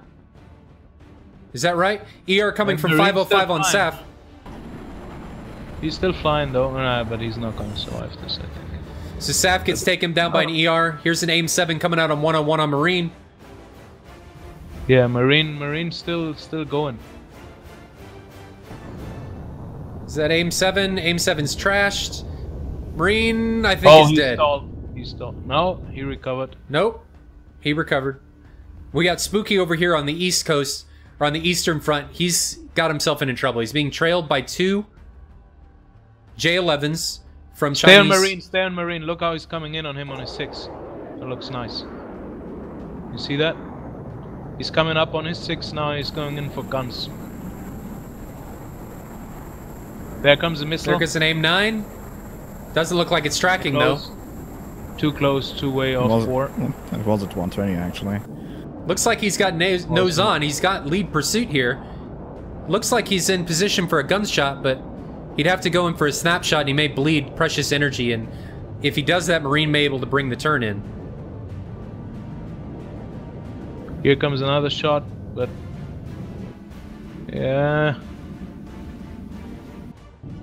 He's wasting his missiles like that. He needs more patience. He needs to chase him down. It looks like Marine may be the last guy remaining. Here comes another AIM-9, and that looks like the kill shot. Yeah, Spooky just got killed. It's an AIM-7, I think. Yeah, that's an AIM-7. No, it's not gonna hit.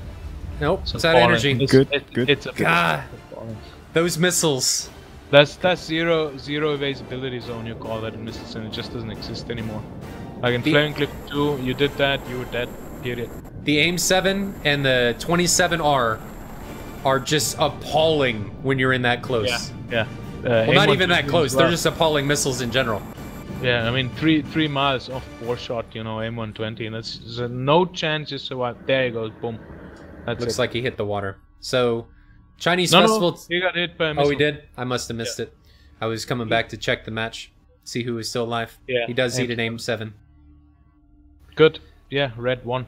So Chinese Festival takes that in commanding fashion. They were able to capitalize on the bandits that got isolated from Lock-on Greece. Yeah. And take those engagements and take them down. Was a pity with, who was it, 701, 801 in the south? He could have, you know, I mean, but that as well, you know, you need to train that, and you need to know how to pull that angle. And it only works if your guy is close enough, because, like, if you break into the 90 degrees left or right, while being chased, you know, I mean, you give him a lead advantage for a shot, if the other guy is not close enough, you know, to take that. But, yeah, I mean, very successful match round for China here, although Greece started out very nicely, actually, you know, better than in the previous rounds. That they did. But again, you know, they lost to unsuspected AIM-120s, unsuspected ETs. That could have easily been avoided. So yeah, a real pity. And again, like you just said, what we were talking about, what makes those ETs so terrible against 104th, it's something that's preventable. It's something that you can do something about virtually 100% of the time, as long as you're able to flare, cut engines, take an offset to bleed the missile out of energy. You just always have to assume that there's something coming for you that you don't see. Yeah. And having that mantra and having that mindset is what keeps you alive. Like what we were talking about with Mogas earlier, and him not pushing an engagement that he doesn't believe that he can win 90% of the time. What Yeah. we saw there from Lock on Greece was them pushing themselves into positions where they overextended and overcommitted into positions that were unfavorable for their outcomes. And if they would just, you know, take a position where they weren't so aggressive and would extend more often into mutual support, both that and the rounds previous could have had completely different outcomes, and they may have come out on top. Just because they were more patient and able to utilize teamwork and their resources to better effect. Yeah, it's always, you know, I mean, offense wins the match, but defense wins championship. That's for every sport, by the way, the same. I agree. And, you know, I mean, if you don't have your defense down, forget about it, you know. You might get those lucky kills there, but if the other guys... Like, remember my poor tactical decision I made for the 104th in last year's SATAL, where I tried to do something, you know, basically what I wanted is to steamroll everybody. And it worked very well against ITGC. I mean, they just got blasted out of the sky. But the 51st, all they had to do is, you know, fly defensively. And we were so locked on that, you know, so that was my mistake, you know. I basically forced everybody to do the steamrolling thing. But the moment somebody flew defensively, you know, we were just lost, because we didn't prepare for that at all. I didn't expect it, you know. It worked so well against guys we trained against. I didn't think even that somebody would go into the defense, you know. I thought everybody would just, you know, get swooped up and lost in the initial merge. But 51st just said, like, fuck this, you know, and flew away. You know, and they were like, hey, what the hell is happening? Nobody was trained on, you know, re-coordinating into a boxing or into a capping hot-cold pattern. So they just try to steamroll on, you know, and then that's just stupid, you know, so we'll never do this again. Well, let's talk about... I mean, Sorry, cool. go ahead. You can try out stuff as well. Maybe you lose, but that's how you learn. Yeah, I think your best learning moments come from moments of failure. Exactly. So let's talk about what we think. We've talked about briefly what we think Lock on Greece could have done better, which was, we can assume that the communication could have been better, because with better communication usually becomes better shape, tactical awareness, and mutual support. We talked about how we would like them to be less aggressive, and we'd like them to maintain a better, more appropriate shape for their flying style. What could we see Chinese Festival do better to maybe make this more of a commanding victory in on their side? I think the Chinese are very much trained on one-on-ones, you know, and I think they are not a bad squadron at that.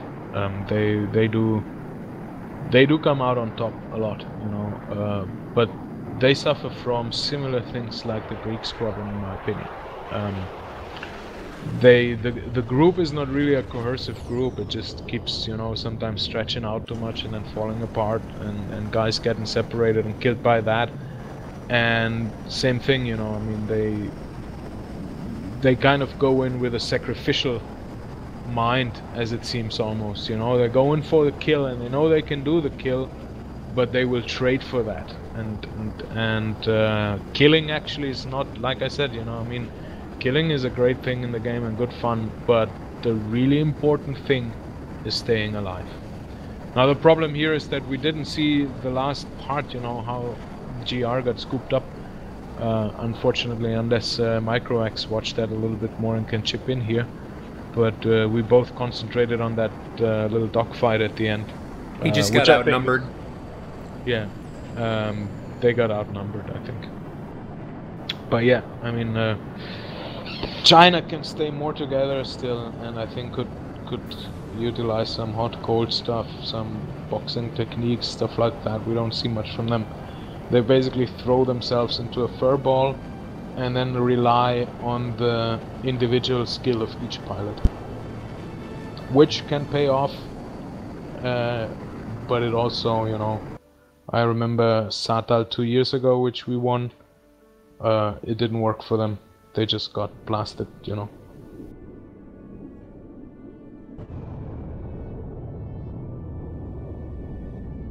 And that was with AIM 120s, so, you know, a bit fiercer. in that regard. But yeah, I mean, both squadrons, in my opinion, stay together as much as you can and sort the targets. I think that was one problem, you know, at the beginning, where you saw that, you know, in the initial push so far, Greeks always lost a couple guys. This time, though, in the initial exchange, they didn't. And the reason for that was also that they did not get sorted properly. So some Chinese guys were firing all on the same guy at once, rather than each picking out one extra. Well, but that's Go ahead. why you should be together in a group, because that's what you want the enemy team to do. It's always very difficult to sort a furball out on your radar and fire everybody on the right guy, you know. That's not easy, and it's always gonna be that somebody's gonna slip through, you know, so... Right. Well, something else that I'd like to see, and this goes for both teams, but it's something that I noticed a lot from, since we're talking about what we think Chinese Festival could do better, is after the initial engagement, I'd like to see them maintain shape better. It's like once they get into that first pass where the missiles are being fired, the shape immediately breaks down and it's just every man for himself. So what I'd like to see is the 3 ships working together to extend and come back into the engagement with one another and providing that mutual support with what you were talking about, dragging and bagging. So a lot of times that's how where a lot of the kills come from, is somebody gets tunnel focused on one bandit and then they get taken out by somebody they didn't even see, because it's really hard to defend against somebody that you don't know is there. So being able to utilize dragging and bagging and providing mutual support if somebody gets into trouble is something that I'd like to see, not just these 2 teams, but a lot of teams in SATAL be able to use, and use to their benefit, because I don't think there's really very many, if any, downsides to mutual support with communication from everybody in your flight element. And that's just something that I noticed with Lock on Greece and Chinese Festival that I think could have drastically changed the outcome of this match. Of course, and that counts for any squadron, you know. I mean, if you don't have your tactics peeled out, it means you don't have your comms peeled out. And having good comms, you know, is the absolute, you know, prerogative for tactical awareness and situational awareness in an increased way, because you cannot see it all, and if you don't get told by your wingman what's happening, who sees another part of the sky, you know, because really good squadron will also work with radar separation, right? That ends once everybody is, you know, spotted in the same spot, but radar separation, of course, is something that you work with, because you have several radars and not everybody can see everything, so everybody's looking somewhere else, huh? If you don't tell yourself and your mates, you know, what you see, nobody else will know. And you know, then processing that into a tactical decision, like I said, it needs a decision maker within that group who can then tell them, okay, you guys take the left group, you guys take the right group, we go for the middle one, for example.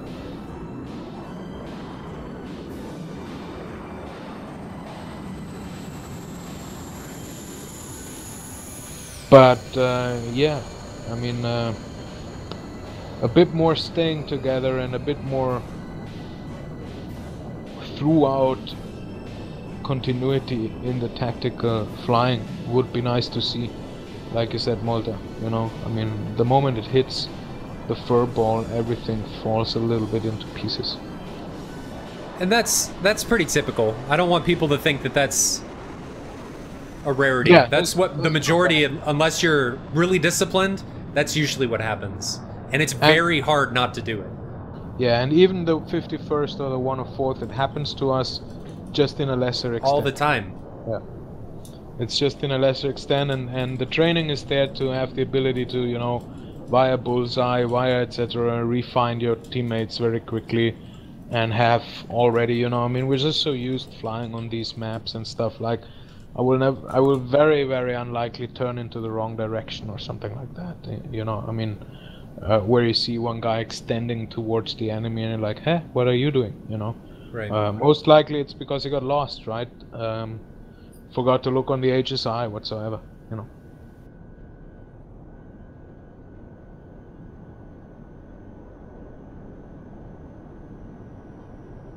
Watch these guys park.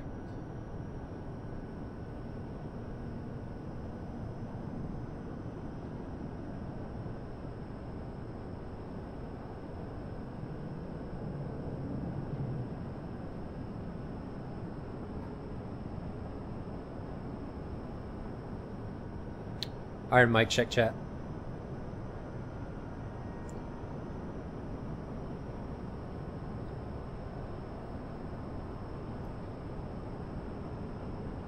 And what do you guys think, chat? I haven't really asked you what you guys think about any of this stuff. What do you...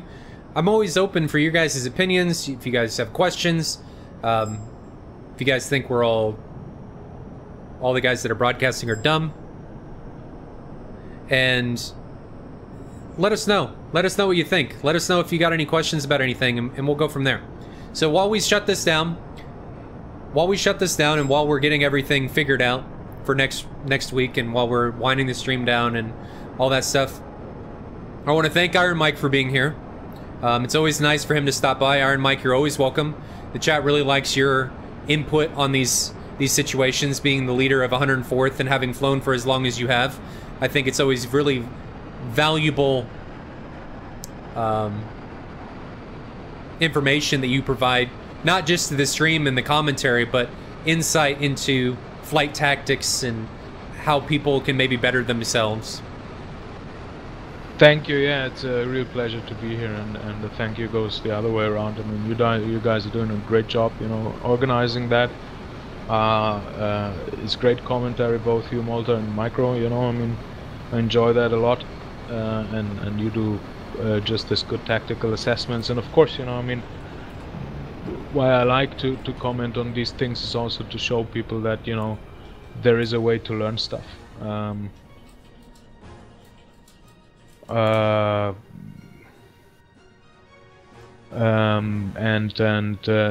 it's always great to share these insights. I mean, I would love to sit there, you know, and just constantly talk on how people can,